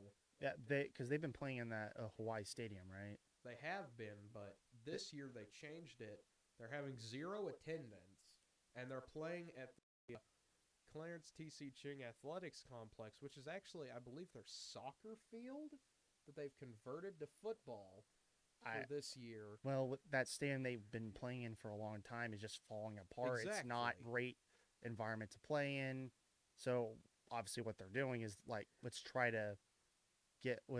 see about either replacing that stadium or make a new one somewhere else. But it's like, as of right now, I mean, I think they're better where they're at. That soccer stadium because at least it's not falling apart. Yeah, and it's actually more comfortable, probably a bit more comfortable to play in. Yeah, but I mean, it's not like they're allowing that much attendance anyway. No. I think the only people I saw where the band was allowed, that sounds about right. But I mean, that soccer stadium only sits like 5,000 people, so. But I mean, that's just kind of a weird. If you watch this game, it'll be 10 o'clock, so kind of reasonable. Yeah, especially for West Coast people. CBS Sports Network. They'll be kind of unless it changed, which knowing me it probably would have, but I don't think it did knowing Hawaii, but it'll be a weird experience. Yeah, that's about all I can say. You'll see every other game with fans, and then welcome to Hawaii, and there's no one here. Yep. But there we go. We've made it all the way through the NFL and all the way through college. Well, not all the way. If we were to talk about every college football game, we might literally be here until the sun comes up. Yeah, we'll be here for quite. This would be a very long show if we talked about every game. But we talked about the most important games. I mean, games that actually games that impact the national landscape a whole lot. And I mean, as we talked about kind of some of these games, what do you think will be the biggest storyline that people will take away from this week? I will say I'm going to say with the game day one, probably the biggest game is Arkansas. If they it was like Arkansas and Georgia, does Georgia come out swinging and pound down Arkansas, or does Arkansas get that upset that it shows that there's a huge weakness? Georgia's not as great as people we think they are, and is Arkansas legit? Could they actually give Alabama problems? Which, to be fair, they could, but we won't know that until later. Exactly. And another one is, does Cincinnati get over the hump? If they beat Notre Dame, they will more likely their shot of getting in is almost guaranteed as long as they get past them, they can and run the rest of their schedule. They have to. And keep in mind, some of those teams are going to have to beat each other at some point. Penn State and Iowa are going to play each other. Yeah. Alabama would have to play Georgia. And you're at 7 right now. Even without the Notre Dame win, those two move you up to number 5. Yeah. And that's not even counting who knows what in the world could happen with Oregon maybe, or, Oklahoma even. Or there's just a lot of different factors that will, exactly. for down the road, will actually have an effect. But just focusing on Cincinnati, you beat Notre Dame if you do. If you do. If you don't, you're not. If you don't, the narrative becomes Notre Dame was actually secretly good this entire time. Even though they're we're really a repeat not. of last year. They're just going to get hammered. But I think it's like as long as Cincinnati wins in South Bend, which would be a very quality win. This would be a very huge win, not only for just this year, but for the entire program. Mm-hmm. They win that one. All they have to do is play the best they can do the rest of the schedule, and they're in. And obviously, you have your conference championship, but it's like you win all that, you are guaranteed at least the 4th spot. Yes, but a lot of things would have to be. A lot of things would have to happen for you. Well, actually, for them, they can't slip up. No, one loss derails everything because of where the conference they're in. Where they're at, yeah. Even if they were to lose to like a Tulsa or a UCF or something like that, you can kiss that playoff opportunity goodbye. And I would say the other one would be the Alabama Ole Miss game. Mm-hmm. Well, obviously we know Alabama's defense is not as elite as it can be. Yeah. But we know it's still good. Yes. The issue is, can they shut down that offense? If they can't shut down that offense, they're going to be in for a long day where where probably about a combined 90 points could be hanged. Mm-hmm. As long as Bryce Young comes out swinging for Alabama, that offense has to be going no matter what. They cannot. If that defense cannot stop, they have to score every drive. Otherwise, they probably will not win that game because that's how good Ole Miss offense is. I think the other main takeaway that we're all going to talk about is just what is wrong with Clemson. Like, legitimately. I know we talked about it a bit with the NC State loss and everything, but I think if they really do get beat by Boston College this week, which I think they will, I think that's going to be a main storyline is, are we going to see Clemson fire someone? Is Tony Elliott going to finally be gone as offensive coordinator? I've seen Clemson fans already this year. It's 4 games, and they're already sick of him. They've had him forever, and they're realizing, some of them, they're like, oh, so it's just we were ridiculously talented despite our offensive coordinator. Well, it comes down to, it doesn't, like, if you have the talent, a lot of your playbook can work even if it's not that great. Exactly. On paper, it doesn't look great, but it takes execution. And I'd say it's mainly like in regards to, for mainly more relevant for Oklahoma. Like both teams, Oklahoma and Oklahoma State. Does Oklahoma finally actually play like they can, and pretty much dominate K-State? If they do not do that, well, offense and defensively, K-State will upset them. That's something that's where you're like, all right, do things need to happen from a head coaching standpoint or from a personnel standpoint on the field? And I know this happens to Oklahoma and Texas TCU, which we didn't even talk about. Oh, yeah. That'll be a game that is kind of always weird because Texas does not have a very good history with TCU. No. They really don't. I mean, just the fact they always kind of play that game early on in the year. Texas is usually still figuring things out. Texas looked very good against Texas Tech. Yeah. Yes, it's Texas Tech. Their defense is not that great. But anytime you put 70 on anybody. The fact they put as much points as they did is still good. But once again, Tech is just overall is not going to be that great. Is that great? I Exactly. mean, Tech will be lucky if they can get 6 wins. And if you're Oklahoma, you absolutely cannot overlook K State. I know that Texas game, we're all looking forward to it, but you got to keep your eyes on Manhattan because I've seen this story too many times. OU has K State pinned or looks like they have them down. You give them any opportunity to do anything, and they will come right down the field. I mean, you got 2 years ago, you guys lost in Manhattan, and obviously, you can talk about the controversial call all day, but it's like the fact that they even had that opportunity to get back in that, or to win that game. Still, it's like then you blew a huge lead against them the first game of the year. Well, first conference First game, Big 12 big game. first conference game of the year. You're up by 28, and then you proceed to give up 35 straight points without even scoring. So you've lost 2 in a row to them. So you have to turn it around and take one from them. You have to go back to Manhattan, go to Manhattan and take that victory. If you do not do that, if that offense still doesn't keep it together or gets better, K State will take one from you. I'm not lying. They will win that game if that doesn't work out. Yeah, I mean, your offense, as much good as that defense can be, your defense will slip. They're going to slip. They're going to let a big play or two happen. That's just a given. That goes for any team, really. Yeah, but you can't. But that can't. But that's why the offense has to do something. If they still keep doing what they did so far, they keep doing it. That game will go to K State with or without Skylar Thompson. I think, and this can kind of some of the stuff we talked about for OU can be easily applied to OSU. Oh, easily. Yeah, It's like both. It's like both schools are literally almost mirror each other. Yeah. In some ways, they figured out how to play defense, but now the offense is the problem. Yeah. The issue is with here's the thing with OU, they still get a lot of yards through the air and even on the ground. The issue is, can they score? It's a little different with Oklahoma State. Can they actually get a lot of yards? Yeah. Here's the thing. Here's one thing I noticed. When they get a bunch of yards, they score. Yes. Oklahoma State scores. They have no issue scoring. The issue is, can they actually move down the field? Yeah, they might have that 75 yards in like 2 or 3 plays, but then they might have 4 straight drives where they go 3 and out, fumble or interception, something like that. And then like 8 yards. Exactly. That's the whole thing. There's no consistency with Oklahoma State on what they want to do. The defense we know can be good. We know how good they can play.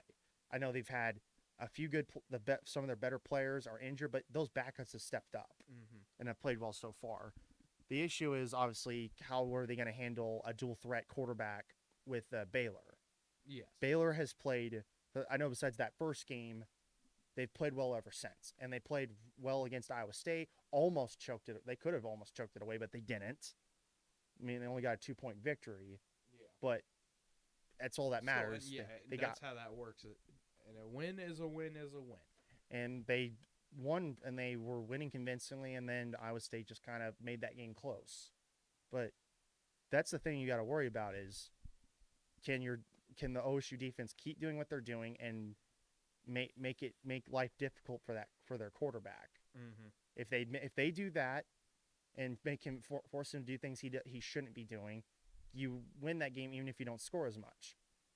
But I think if it becomes if the OSU's offense does what they can do and we know what they're capable of doing, I don't think Baylor wins. But that's not saying that Baylor won't give them a hard time because once again, it's the first time OSU will be facing a team that actually can play offense. Yes. And that's not saying that Tulsa can't do it because Tulsa can do it. They just didn't. Our defense was just that good. And then Boise State, I know, could play some offense, but obviously, once again, offense isn't necessarily their specialty this year.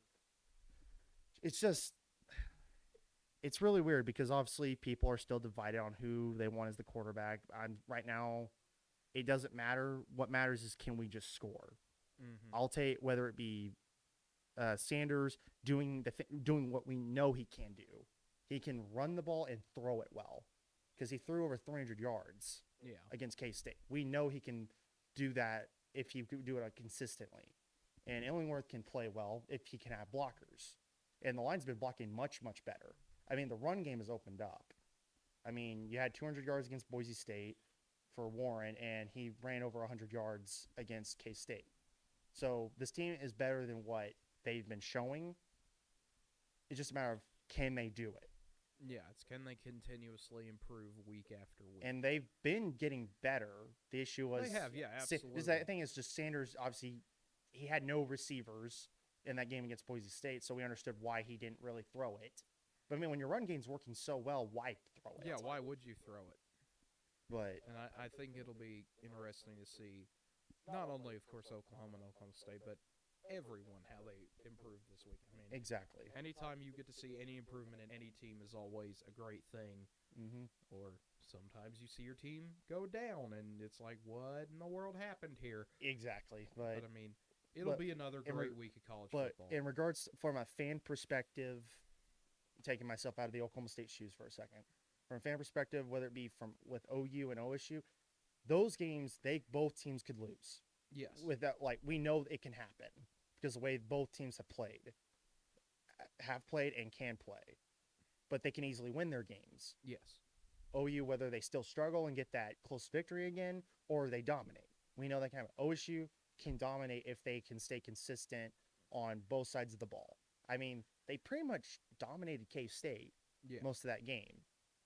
Just the matter of they just didn't score in the second half. And people got scared. Oh, no, K-State just scored a touchdown. It's 31-20. Oh, wait, nothing else happened. Mm-hmm. That's basically what it was. But we both know both these teams could drop a game. We know it could happen. Matter of who is it going to be to. But we know both teams can play just as good as anything else. We both know they're good. The issue is, can they do it? Exactly.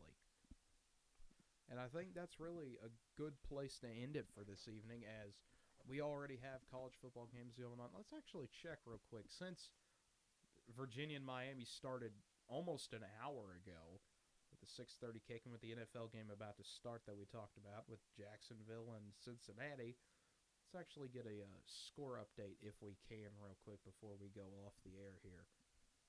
If I can actually... If the computer will actually work. Yeah, if our software will actually work, which it will. And there we go. Virginia's up 9-0 at the end of the first And quarter.